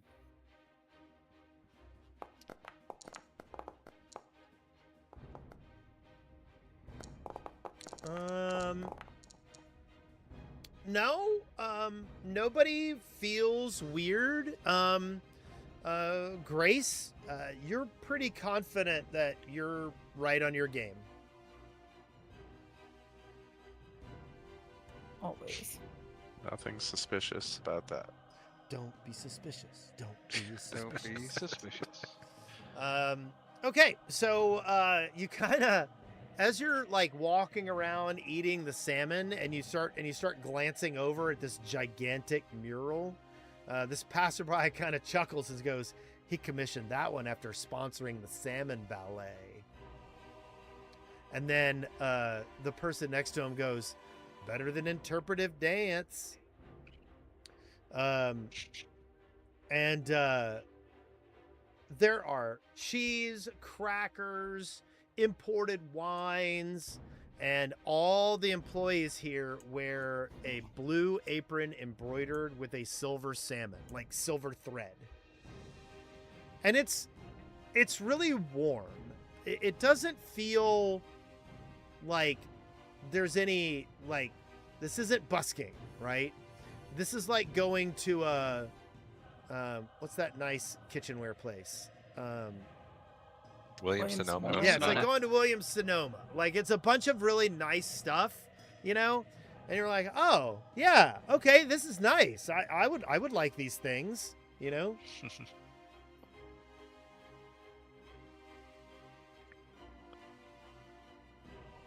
So we've gotten a Alright. table. We are sitting down to eat some salmon. Yeah. Okay. Yeah. Yep, you guys relax and nibble on some food.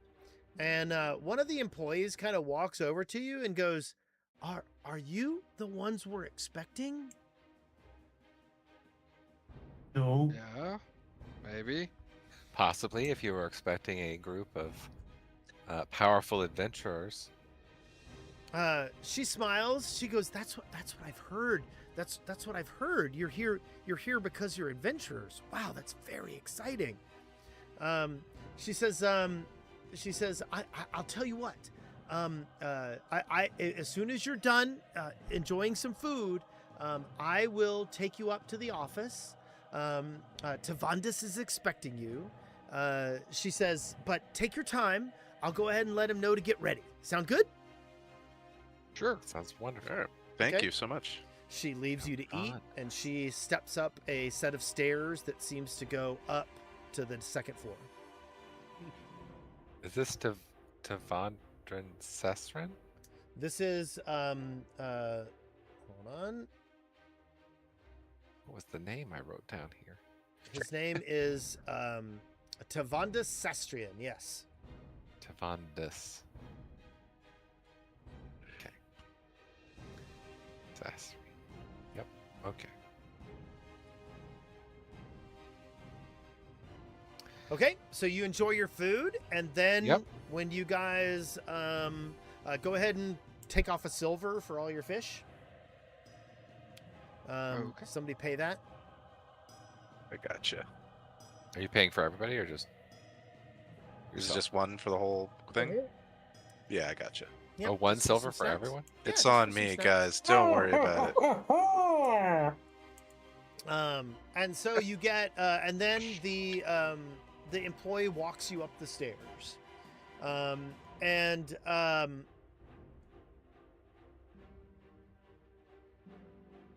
so this is a polished oak staircase, and on the walls as you're walking up, there are framed advertisements, like chronicling the company's history.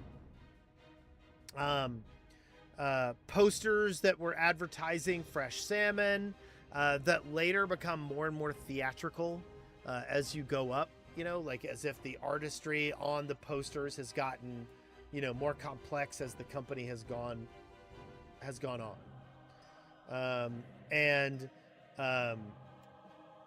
And then like one of the pictures depicts like some explorers surviving a blizzard thanks to Sastrian salmon. Another shows a heroic knight raising a salmon triumphantly over a defeated sea monster. And then there's I love this guy. and then there's one advertisement that says the official salmon of the Kintargo opera season. And you get escorted up and shown into the office. Warm sunlight pours through broad windows overlooking Kintargo Harbor, illuminating rich wood paneling and polished hardwood floors. Small silver sculptures of salmon decorate nearly every available surface, each capturing the fish in increasingly elaborate poses, leaping over waterfalls, circling one another gracefully, or swimming through stylized waves. Dominating the room is an enormous portrait of a smiling halfling, enthusiastically shaking hands with an equally cheerful anthropomorphic salmon. Beneath the painting sits the very same halfling wearing the exact same expression. And there's a word bubble over the salmon that says "Eat me." And here is Tavanda Sastrin.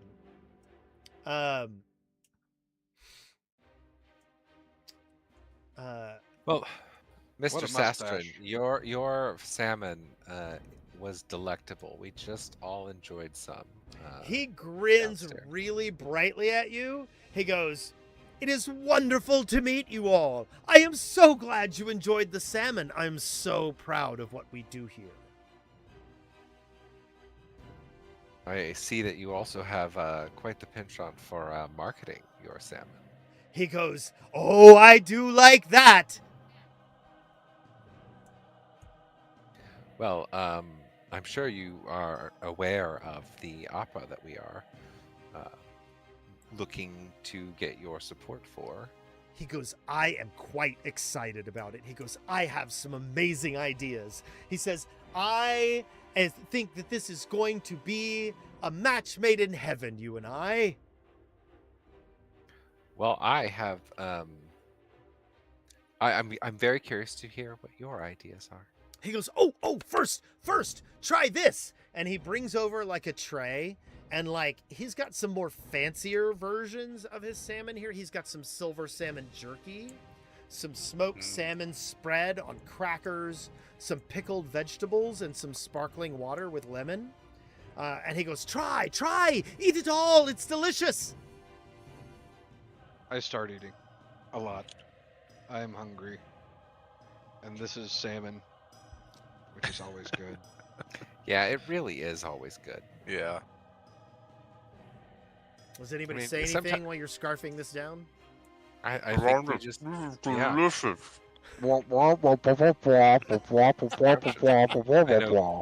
know So- Anira is not going to have any. Or God will punish her. Well, For Gracie, having salmon. Grace is like, "Is it fish and chips? Then maybe." So as you compliment somebody, goes, "Oh, I'm terribly proud of that recipe." as you should be. So he like gives you some time to enjoy the things, and he chuckles. He has like a bubbly personality. He is delightful to be around. And he like, as you say things, he keeps talking like a 19th century British man, like capital, marvelous, you know, as if he should be wearing a top hat and a monocle. Yep. Splendid. And Brilliant. and he is just infectious with his energy. He goes, so now that we've met each other, he goes, who is your audience going to be for this play? Oh, I think they'll be coming from far and wide. We've been comping a few tickets here and there.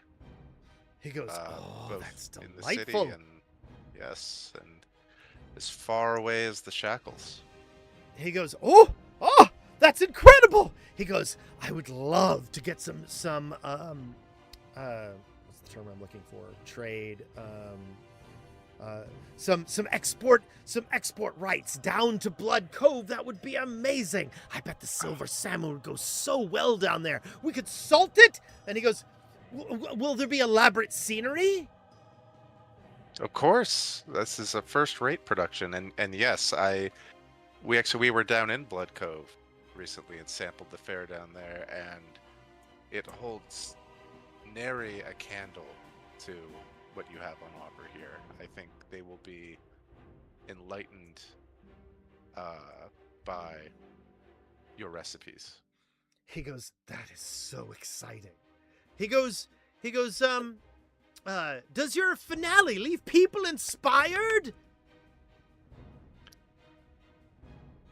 I would hope so. It's ultimately a story of perseverance against a great evil, and it does end in triumph. So I think it will leave them inspired and hungry, not only for more inspiration, but for some delicious snacks. such as smoked salmon with a lemon ricotta and chives, He goes, perhaps during intermission? he goes, that would be amazing. He goes, you know, it would be even better if you mentioned Sastrian salmon during the play. Perhaps you could remark that it gave you the strength to save Otari? Well, I had a thought about that. You know, Otari it's a logging community, right? Like, but they are on the waterfront. He goes, I know, I looked it up. He goes, and they're right near, God.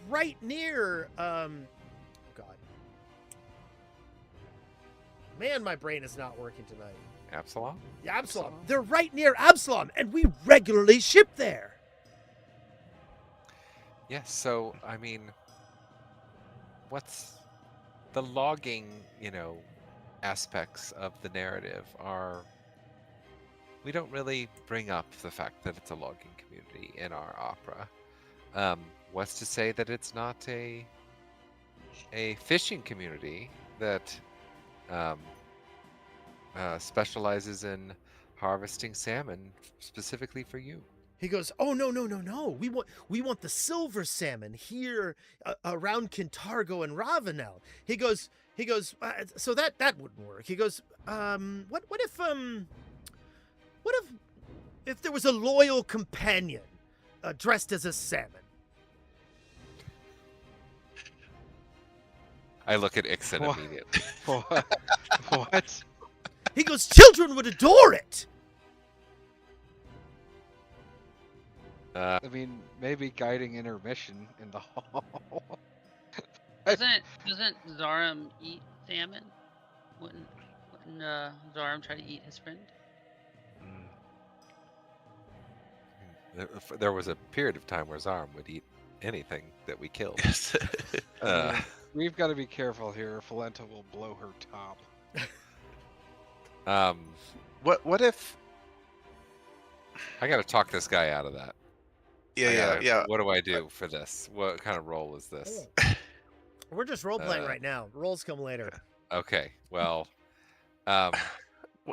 as whimsical as that seems, as that would seem, I really feel it would potentially lessen the seriousness of our story. He goes, oh, I can understand. He goes, but okay. And he takes a piece of paper and he flips it over and starts looking over some words he jotted down. He goes, just imagine if you had an aria celebrating the noble salmon's incredible journey upstream. What do you think of that? I mean, the song of the sea and the fish. Wouldn't that be amazing? Let me look at what we put in the opera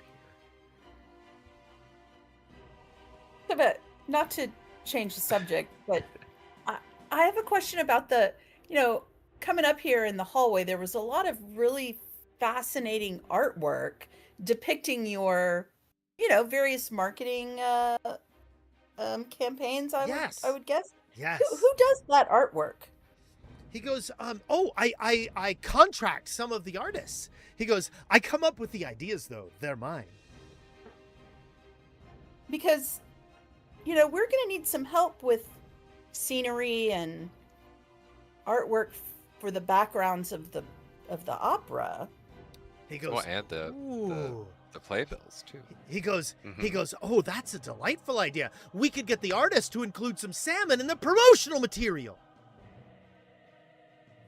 Tavandis, I hope you'll trust. I've taken a fast liking to you, and I hope that I consider you an impeccable host, and frankly a dear friend. But by this point in our relationship, so please take this in that sense. But your mastery here lies not on the stage or in song, and I worry that such media would only dilute what you've accomplished. But this will be a production. This will be a production with tea service before the show with at least one intermission, and with, of course, probably multiple after parties across this great city of Catargo. And I think that catering by Silver Suppers with prominent marketing, of course, right? Prominent branding, so that you're given your due credit, would be a much more impactful way to sing the virtues of the noble salmon and the part you play in extolling their virtues, rather than a more literal song on stage. Because he seems to be seriously listening to you. okay, And he says, because go ahead. people,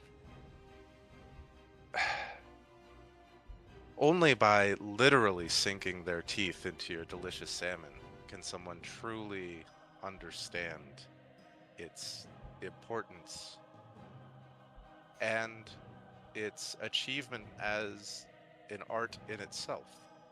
You don't need some bastardization on stage or in song. He nods and he says, yes, I do see your point there. That is legitimate. And he goes, what if the salmon companion only appeared in the second act? Now, I will say in the first act, we do come upon a fishery. So it's possible that in that fishery, there could be prominent ads for your salmon on display in that fishery. Now, I think you all were hired to kill rats in the basement of the fishery, if I'm not mistaken, right? Yes. True. Maybe instead of killing rats, they are sentient fish walking around that are saying the name of your business. And instead of us killing them, we thank them for educating us on where to find good fish. What if Is that insane? What if upon entrance into the theater, upon people taking their seats before the show, because the fishery scene, as you say, is quite early,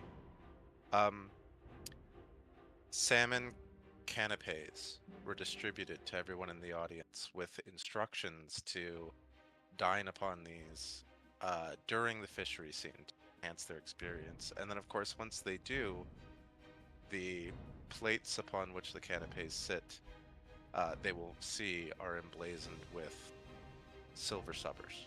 He smiles. He says, that is a brilliant idea, but the opera house won't let me do that. I've tried already.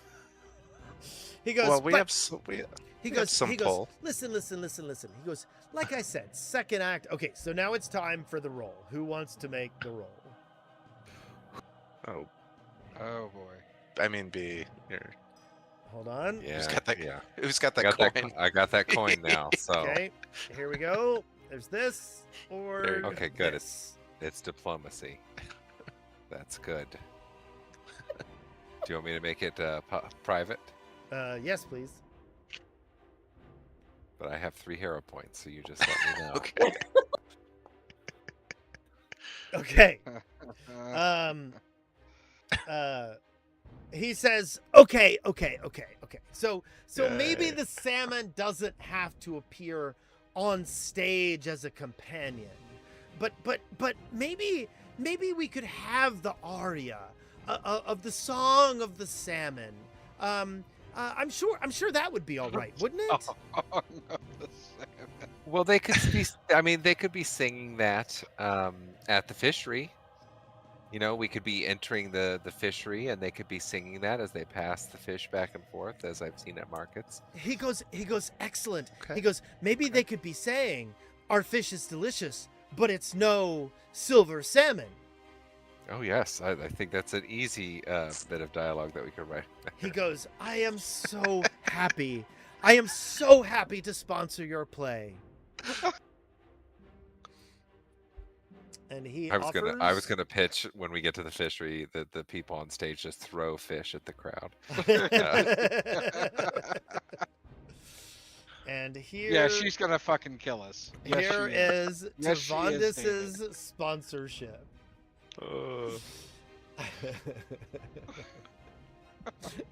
If you critically failed, he was going to propose you wear salmon costumes. Oh my God. So did I succeed? You did succeed. You did not critically succeed. Okay. Hey, we got a case of fine smoked salmon. Hell yes. Oh, nice. A ring of swimming. Ooh. I'm gonna put that right in the old inventory. That ring of swimming is a big deal. It gives you a swim Yeah. speed. Yeah, that's nice. Yeah. Who needs to swim? I mean, might need this one. Ground Loops, this is Tavondis Sestrin. He owns the Silver Suppers and the Silver Salmon Company of Kintargo. Oh man, I wish I had thought of that. That's so good. Well, who has the best speed? Twink with the Wolverine portrait. Ashmog or me has the best speed. Because it Probably have a pretty good swim speed. because it's half your land speed. Yeah. So Mine's 45 unless I have panache. Oh, that doesn't work anymore. I am 45 if I am raging. Yeah, mine I think is. Let me do this. But you're the pirate. You should have the ring of swimming. This makes sense. Okay. he's reformed.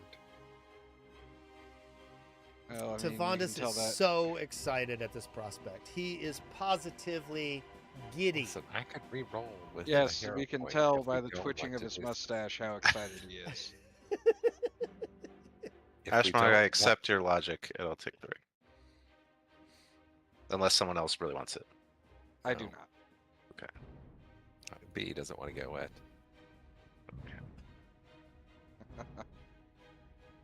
But now show up. It does. And I just put a note here.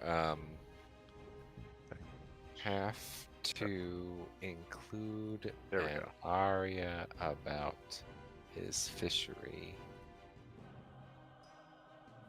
Yeah, 55 speed with panache. How the fish in Otari Good. isn't as good as his. Well done. You have gotten 7 of 8 sponsors and only Ooh. given up 2 rolls, some secret words during the main aria, a song about salmon. I think that's our. The yeah, song that's our about biggest... salmon may cause, some problems. Wait, we gave up 2 rolls? Yes. You gave one to Recovial and you gave one to Eldona's daughter. Oh yeah, but she has a small role in the chorus. Yes. It's whatever. Yeah. Who is left? There is Davlu one person Bernai. left. It is The lady down who to the runs southeast. Yeah, the silver thing. Yep, down here is the Bernai Silver Company. Oh, this is the person who wants the play to have appropriate morals. Oh, this might be a challenge. B, you're the perfect person to talk to this lady. Uh-huh. Perfect, I say.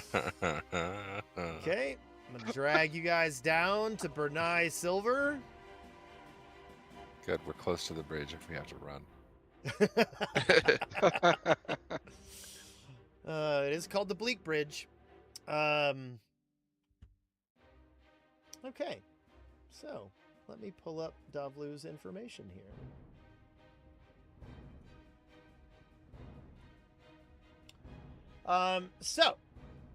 Unlike the noble estates, the Bernai Warehouse District is alive with commerce. The elegant townhouses of northeastern Kintargo give way to broad cobbled streets lined with warehouses, counting houses, and merchant offices. Carts loaded with timber, silver ingots, wine barrels, and imported cloth rumble toward the harbor while dock workers shout over the din. And the district smells of fresh cut lumber, sea air, ink, and polished metal.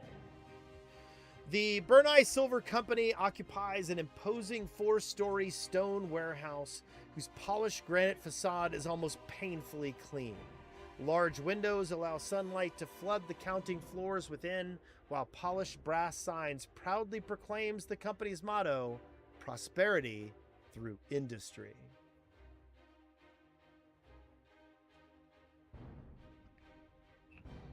Everybody give me a perception check.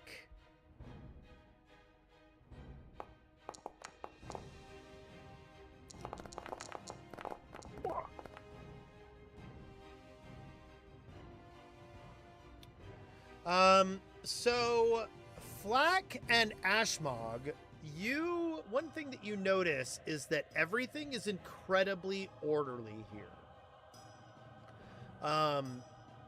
It is very efficient.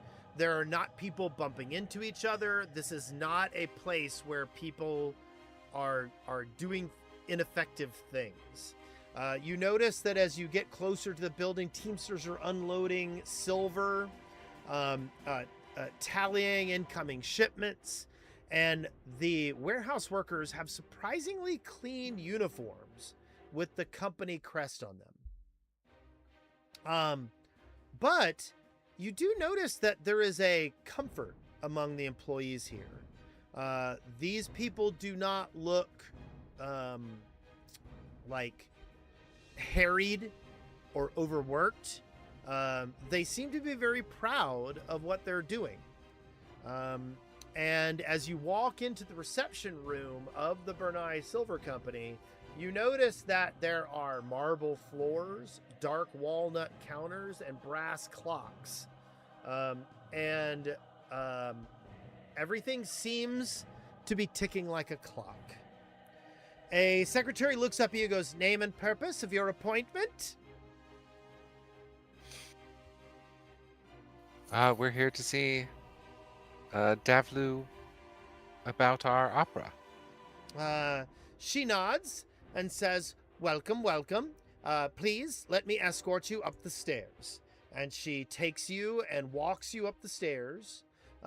You notice that this stairwell also has portraits in it, but it depicts generations of Bernai merchants. There are framed certificates of charitable donations and civic awards, and nothing here appears decorative. Everything appears to be celebrating the people in the picture or the company itself. And you see, as you get to the second floor and you're getting walked down the hallway, you see there are plaques on the wall that say, "Sponsor of the New Harbor School, benefactor of the Orphans Workshop, donor to the Cathedral of Abadar, Reconstruction Fund contributor." It's not like bragging, but this is a lot of investment in the community. So you get walked to an office and she opens the door. This office contains almost nothing that isn't useful. Tall cabinets cover every wall, each meticulously labeled in neat gold lettering. Ledgers are stacked with mathematical precision. Every pen sits parallel to the next, and even the potted plant in the corner appears carefully trimmed into perfect symmetry. However, there is a desk that dominates the room. And on that desk are exactly 6 stacks of paperwork, wax seals, accounting ledgers, donation requests, shipping manifests, and a single silver letter opener. No portraits, no decorations, no comforts. And as you walk in, you also notice that there are no chairs. Only a very stern woman sits behind the desk. As you come in, she says, "Please remain standing. It helps everyone remember that we're supposed to accomplish something."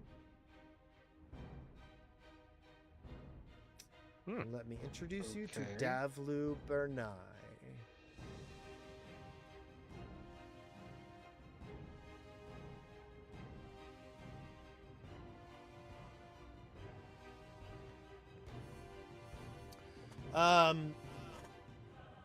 Unlike most of the other places you have visited, this room is nearly silent.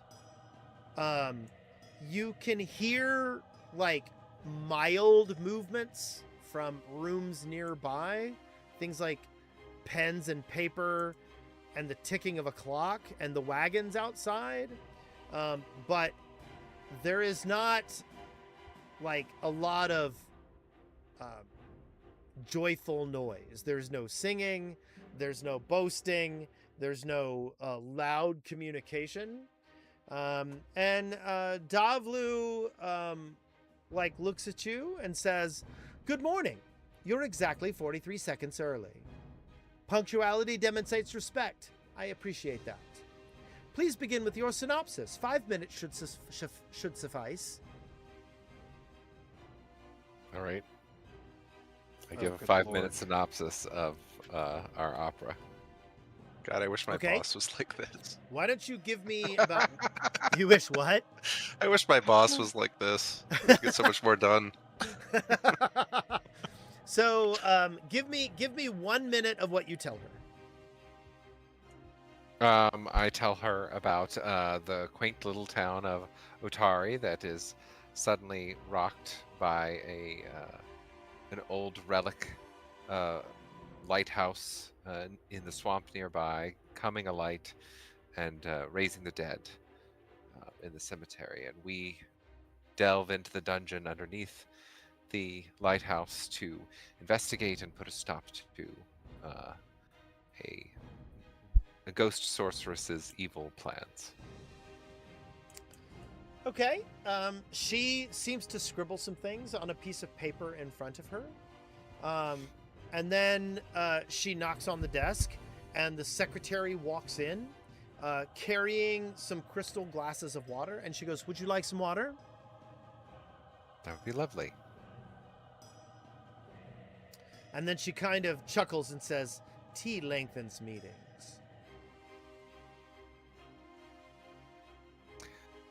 Yes, but I could also see the caffeine in tea, giving people the energy to talk faster and make meetings go faster.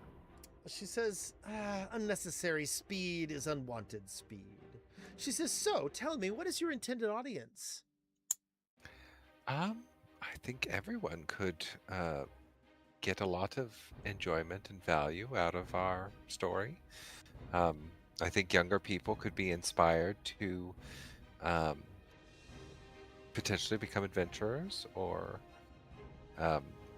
and the older crowd could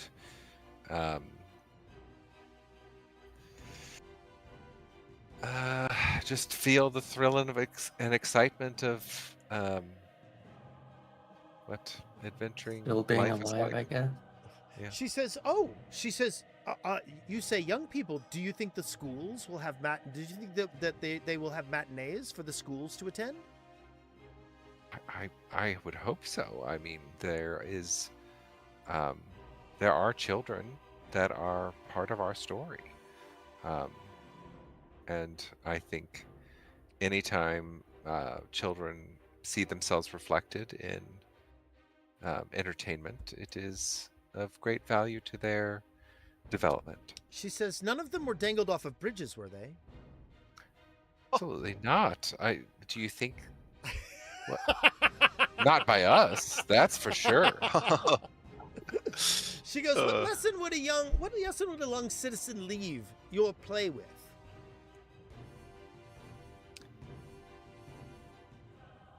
I think the lesson that they would leave with is that they are never alone. There's always a found family to be had that can, if you're just open and for that opportunity, there are those who will care for you and watch out for you. She smiles and she says, and what do you think, how will this strengthen Kintargo?" Well, I don't think Kintargo has had a big production like this, and not one at the Kintargo Opera House for quite some time. I think it could drum up a lot of tourism to the city, and maybe spark creativity in the citizens here to start developing more operas. She smiles and she says, "This is encouraging." She goes, "There's not any debauchery in this play, is there?" Debauchery around like a more adult sexual nature? Or a careless consumption, a mindless addiction to whimsy. I don't believe there would be any drug use or alcohol abuse. I think, No. correct me if I'm wrong, but any instance of those be on the part of the clear villains in the play to communicate the message that that such things are a gateway to evil. She Right. nods. She nods. She says, "Are you? Is there a lot of violence in your opera?"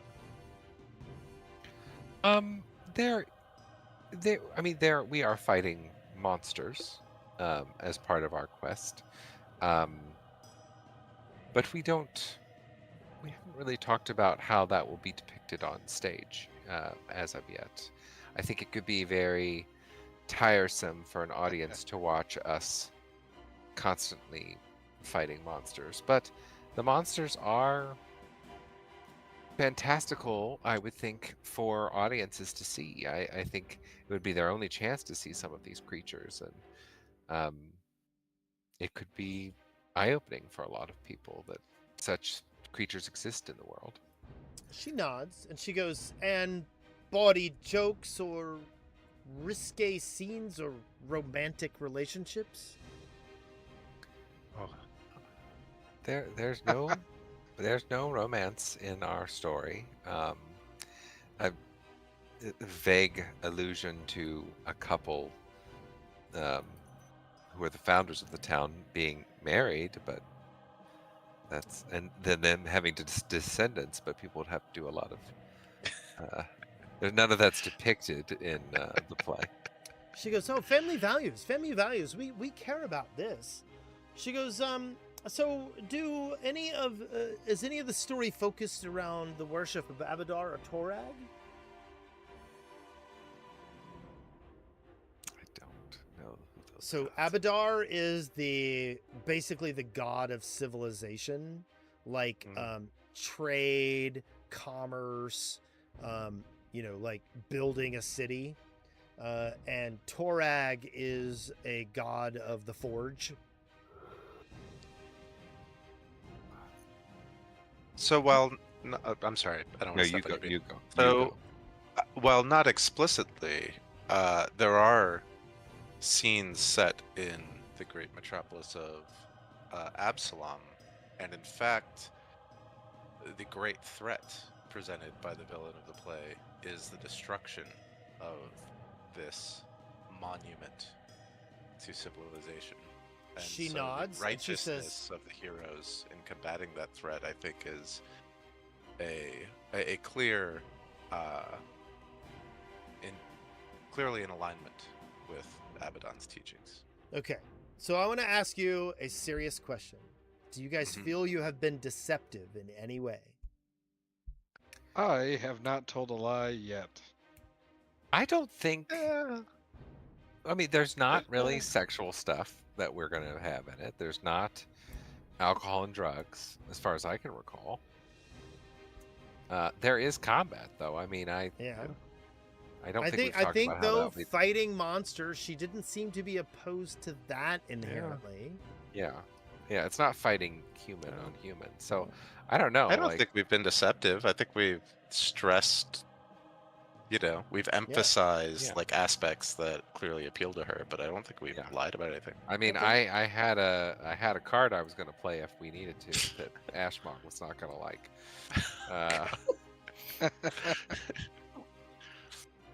Seeing as how she deals with orphans here. Yeah. And Oh, and we yeah. created an orphan. Yeah, maybe not bring that up. Yeah. Yeah. Yeah. Yeah. Okay. Well, she nods and she says, "This has been a very effective meeting. and I appreciate you presenting this to me. I am excited for Burneye Silver Company to sponsor the play, and I provide you with these sponsorship benefits.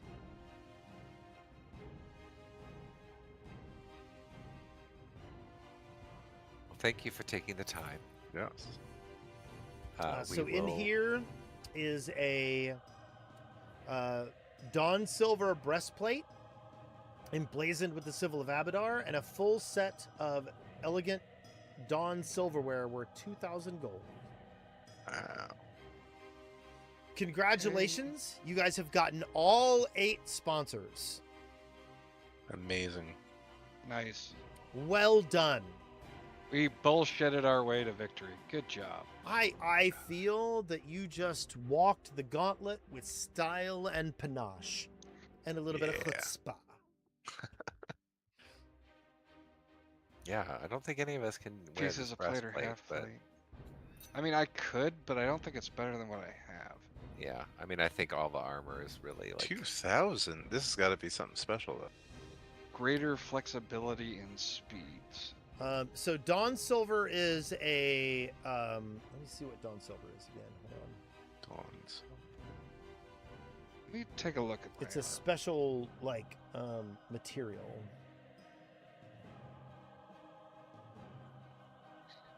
Yeah, my medium armor is just better. Like, the AC bonus is higher, the dex Oh, modifier Dawn cap Silver is mithril. higher. Oh, It is as hard Oh. as steel but lighter.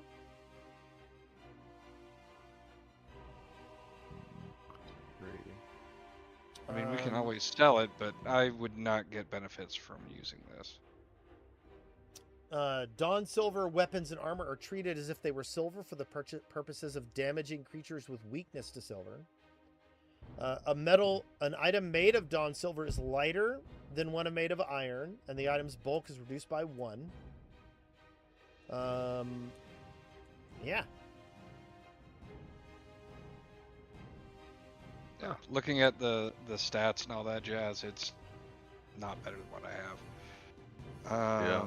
Maybe Anira, maybe somebody else that can use medium. Yeah. What? Well, Anira is. Yeah. What armor do you use, Anira? I think it's heavy. Half plate. Half plate. Okay. What's your dex? +2 resilient half plate.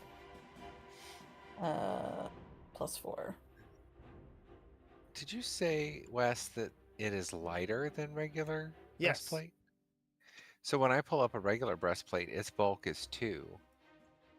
This one is bulk 3. That's Yeah. very weird. That should not be that way. Let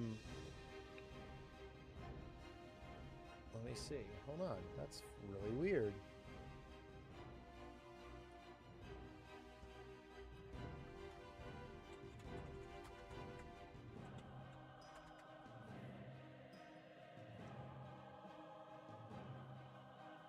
Uh, 4 AC bonus, 1 dex cap, check penalty -2, -5 speed penalty. No, it says, oh, you're right. It says bulk 2. That should be bulk 1. Okay, are the rest of the stats straight up? Because I've Yeah. got Looks like it. Okay. I mean, you could transfer runes onto it, I imagine, right? But the rest of the stats, yeah. Now, it does say when I look at the item and I look at the bulk, it says item is bulkier because it is not equipped. Oh, So it might maybe be when once you equip it. carrying it. yeah. Okay. Interesting. I mean, the only thing that I would get, because it would cost to take all the runes on my hide and put it on the Dawn Silver. The only thing I would gain in the aggregate would be basically 1 bulk. Yeah, it's more if anyone has like a +1 dex and is proficient in medium armor, then this would be good to switch to. Right. Not goes, see, they are the evil party. Every conviction is a confession. Shakes his head. Good job and good night. Yeah, I think it's something we could just sell. Okay. I can throw it in Okay. my spacious. No, I got it. I got it. All right. Okay. I got it. I can keep hauling. We're Okay. good.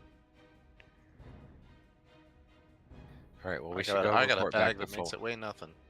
Okay. We should go So back to no. Falenta. That's exactly where I put it. All right.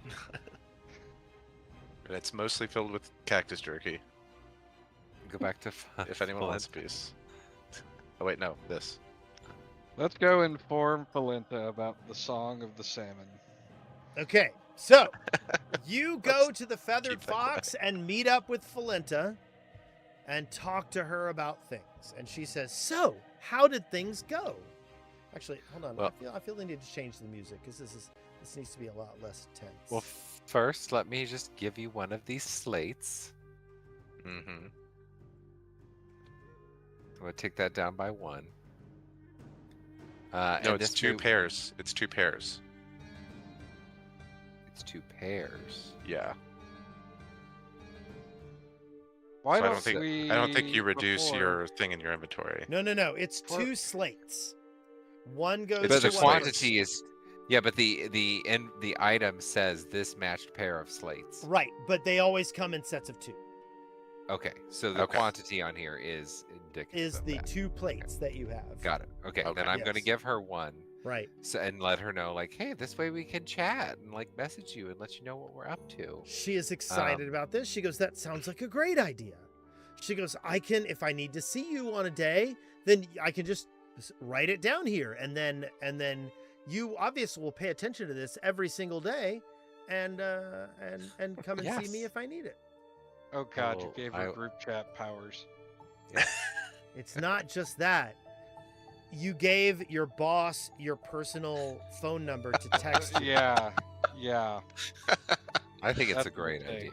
idea.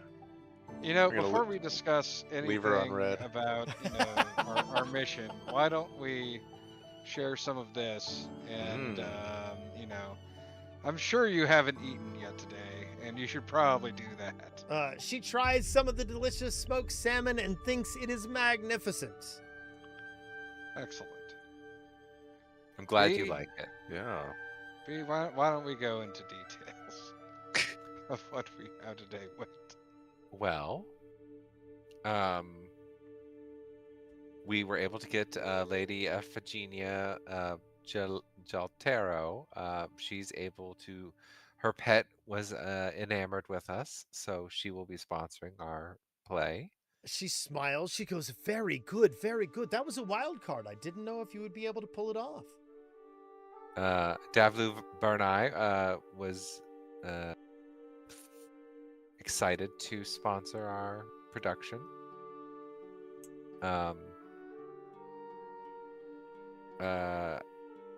Evren Zerisis. Yes. Did we promise anything to him? No, he had you fight his butler Yeah. and Yeah. made and seemed to be asking very weird questions about your motivations, more so than the play itself. Okay. We got Evren on board, and just Ashmog had to beat the crap out of his butler.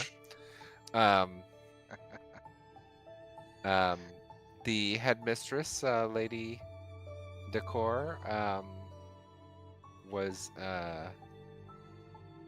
seemed to know a lot about us, but she was on board to back us and support us. She smiles. You don't tell her anything more about that? About the headmistress. Yeah. Did we promise her something? Yes. Yeah. We promised her some like subliminal advertising in one of the. Oh, I didn't one of write the that down. songs. Sorry. Yeah. Promised. She wants to So, add some well, words to the main aria that will signify her support for the opera.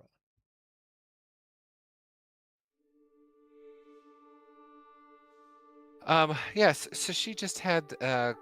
She was just going to come up with a couple notes, like maybe a couple tweaks to the main aria. I mean, it's not a big deal. Like, She and goes, we told her. tweaks to the aria. I mean, we're gonna work with her on it. Like, we're gonna massage it. Like, it's I wouldn't be too worried about it. Do you want to make some kind of a diplomacy check on that? Sure. Okay.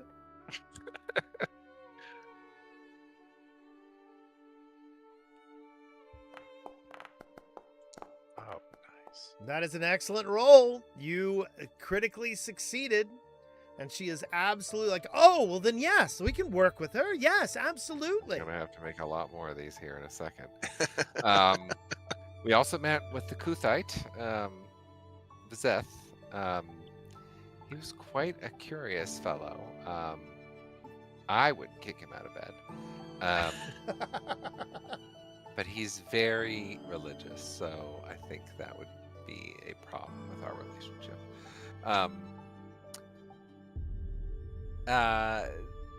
He would like to come and, is consultant the right word? I don't think consultant is the right word, but he would like to come and sit and watch, I guess, as we put together the production. Observer. Yeah, and he had some input about blind supposition about gods, and with Nebuloth being a god in the play, like I figure we could work something in around that on that. So I don't think that's a big ask at all. Let's get a diplomacy check on that one. No, I don't think any commitments were made. You did agree to allow him some input on the way perceptions of beliefs were done. Yeah, But you include couldn't- in this Yeah, you, Input. include in the story how blind supposition about gods can be. yes. So Well, our commitment was we would be open correct. to it. Correct. If we're But you writing a critically contract here. succeeded. That's good. You're doing great. All right. I think the next softball is when we met with Eldona, she was very contingent on assisting us if her daughter Cadenza could have a major role in the play, and we were able to talk her down to a smaller role in the chorus. To be honest, Cadenza does not seem to want to be on the stage. She wants to maybe be behind the scenes helping as more of a consultant. So she seems to be doing this more to placate her mother than anything. But I mean, a role in a chorus, right? She's in a chorus. It's fine. Like, she'll Yes. just blend in with everyone. She smiles. She goes, no. The chorus roles are usually very flexible. They're often given as consolation gifts to the people who bring the money to the stage. She goes, no, that's fine. She goes, that's fine, and that's that sponsorship is worth way more than one role in the chorus. Right. Okay. Which one do we think is the next one? Which one should we save for last? Fish or fish should be last? Save the fish for last. Save the fish for Yeah. last. So Or sneak it in real quick before Yeah. Recovial. Because, he's at least like an accomplished person. Yeah. So, Yeah. Yeah. Yes. Soften the blow with Rocco. Yeah, What yeah. you're saying. I feel like, Recovial's going to be fine. I mean, that fish, that salmon, that was something else, right? She goes, it was delicious. I Yes, love silver salmon. Mm. Well, and maybe we can work that into the play. And then She kind of cocks her head at a weird angle. Here, have another bite, Fleta. Is it so good?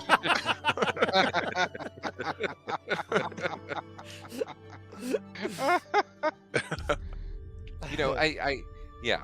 So, yeah, just remember how good that fish is. When you're writing about the fishery scene, like think about that fish and let us know when you're writing about that scene because we'll have some additional things to talk to you about. But Rocovio, I mean, he was quite the character. He was very. He seemed very interested in the fact that Oriole had come out of retirement. They clearly are rivals potentially. She goes, that might be a bit strong, or maybe a bit one-sided. Potentially, yes. Lovers? She goes, oh, no. He didn't seem to want Oriole to know of his involvement in Well, the production. wait, involvement? What did you promise him? Oh, I mean, he's going to play Eurevian, of course. She goes, we're not going to audition that part? Well, I mean, we certainly can audition that part, but I personally don't think that there's anyone who could better encapsulate the presence, the continence of that devil. Also, while it is a big part, it doesn't take up that much time. She kind of grins and she goes, I feel as if you have done these negotiations before. I know. She nods. She goes, he's an accomplished performer. I think actually that he could bring a lot to one of the roles, and that one in particular might be a good one for him. Or we can even have him apply for others. She goes, I am not shy about him working in whatever role he would like. He is very talented. I've seen him perform. Oh, well, that's good to hear. My first thought actually was of Carmen Rajani.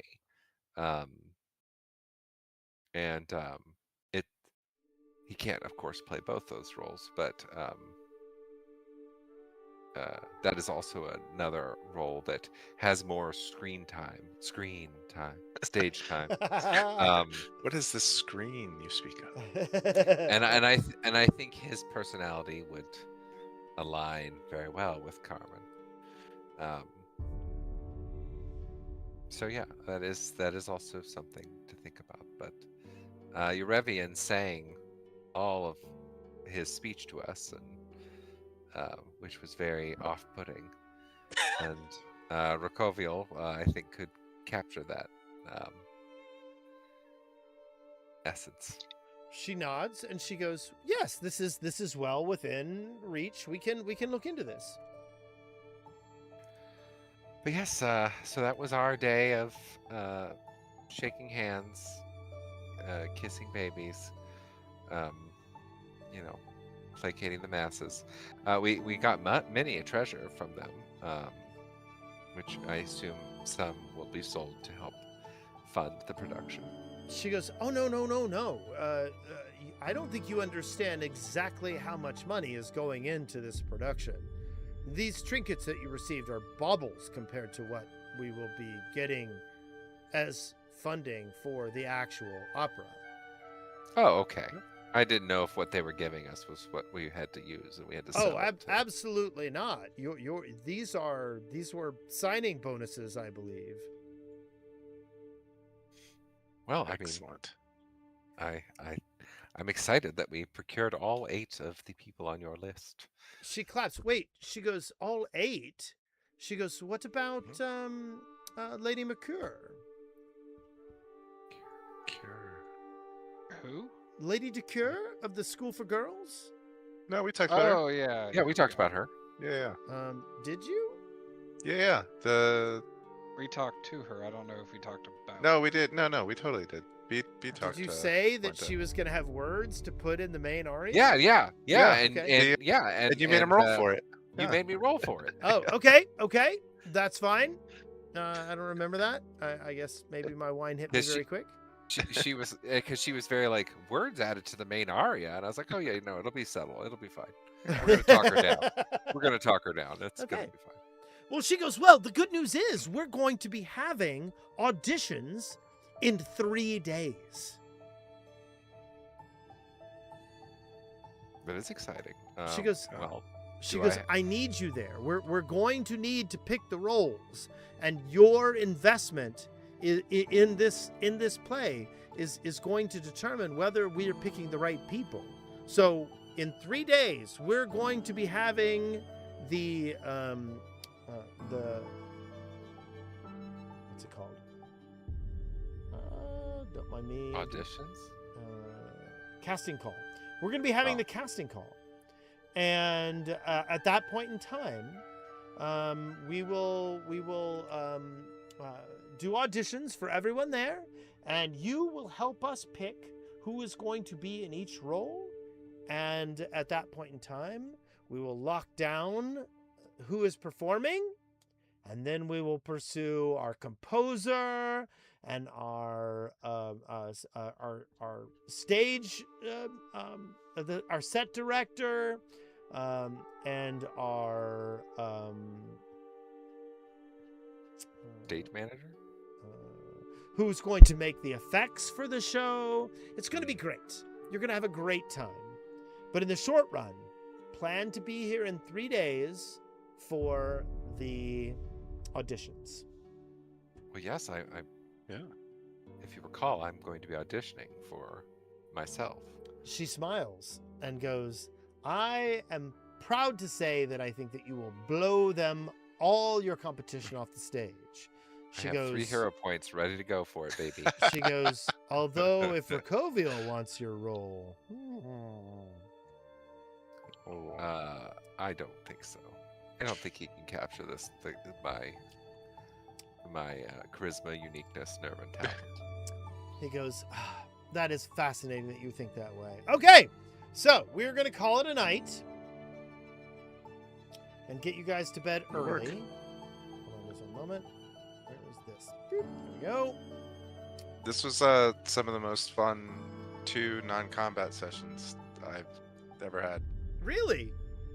Yeah, I this was fun. I was a little worried about it because I knew it was going to be a lot of exposition, but I also knew that the people were going to be surprising you with the things that they wanted. And Yeah. so I was a little excited about how you would. I really enjoyed how you responded to the salmon guy. Like that made me really happy.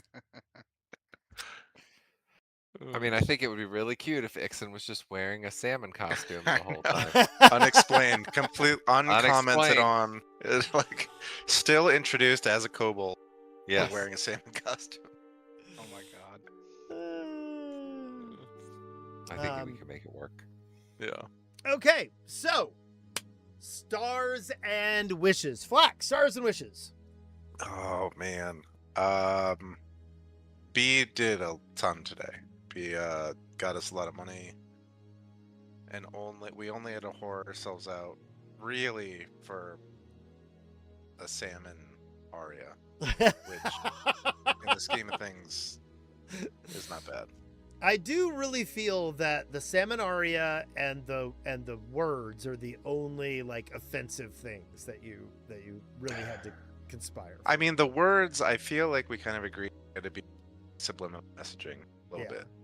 So the salmon aria, you need like a little comic relief too. Yep. So I think a salmon aria is okay. Yeah. Especially because we have a fishery at the beginning, right? Like Exactly. Yeah. it starts off a whimsical tone, like Yeah. And then gets Um, dark. Yeah. yes. So and that's- then I see shit it, I goes see it. down.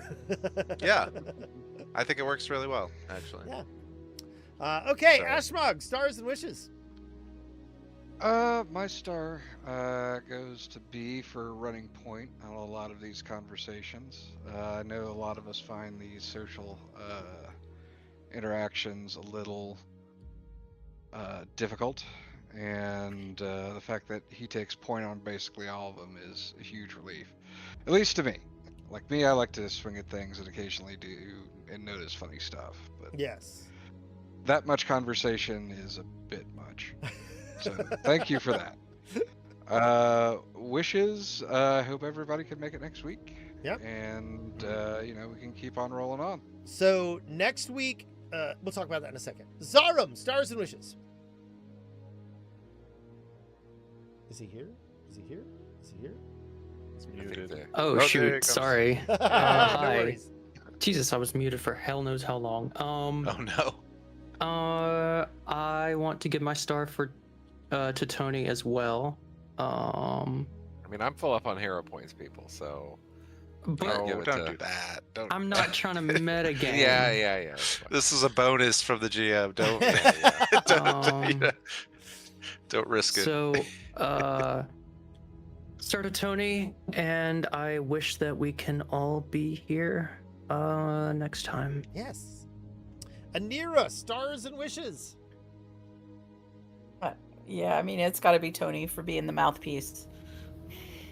Yeah, that boy's got a nice mouth. He knows how to use it. I think that's a purdy mouth, is what you mean. Yes. Party. DSLs. And is your Yep. wish that you have good internet on the boat? Yes. Calcifer, stars and wishes. I will give a star to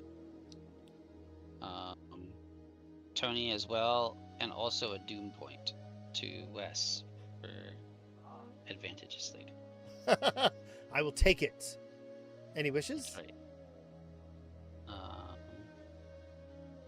I wish that the play goes off and does very well, and I don't decide just to cast darkness all over the stage. That's a good point. B Cup, stars and wishes. I have to give it to Flack. Flack also did a considerable amount of role playing this session. Yeah. Especially when I was steering us in possibly wrong directions. So yeah. And then my wish is, yes, also for good internet on the boat, Yes. and that it doesn't piss off my husband too much. Yes. So next week, Tony and Grace will be on a ship. And Well, we not are- right away, but we'll be in a different time zone. That's Right. for sure. Well, I'm flying. I'll be on a plane next Monday, and Okay. then on a boat the next 2 Mondays, and then at my work convention the Monday after that. Damn. So So- you can't be here next week at all. I can't be here next week at all. Okay. Damn it. Okay. Yeah, my flight is I get into London Heathrow at 1:45 a.m. Eastern time Right. that Monday morning, right? Okay. So I don't know the time change. Like, I don't know what time it would be there at 8 o'clock. It's about 6 hours ahead. Oh my god, so it'll be 2 in the morning? Yes. In frickin' London time, it'll still be 8 o'clock Eastern time. Are you gonna be Yeah. sleepy at 8 o'clock? Well, we're gonna sleep on the plane, and we're gonna try and adjust our schedules. Yeah. So we'll see. We'll see. So things that we can ponder for next week. I will ponder a couple of adventures. Now, I thought about doing the Pray for Death, but at the same time, like I feel like I feel like, and this might sound bad, but I feel like Tony and Grace were kind of excited about doing that. So maybe I'll look into doing something else, and we'll talk about next week on the Discord this week.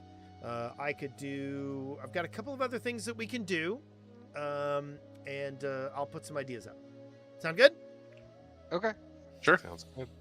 Okay, everybody have a good night. This was a lot of All right. fun. I'm glad you had a good time with the overwhelming role play. I was kind of excited about this session because I think that the stuff that you guys were going through was really funny, and I'm glad you enjoyed it. Well, I Yeah. enjoy it because I don't get to do much during combat, so this is my time to shine. Good point. Okay, everybody, good night. All All right, right. night. Have a good one, y'all.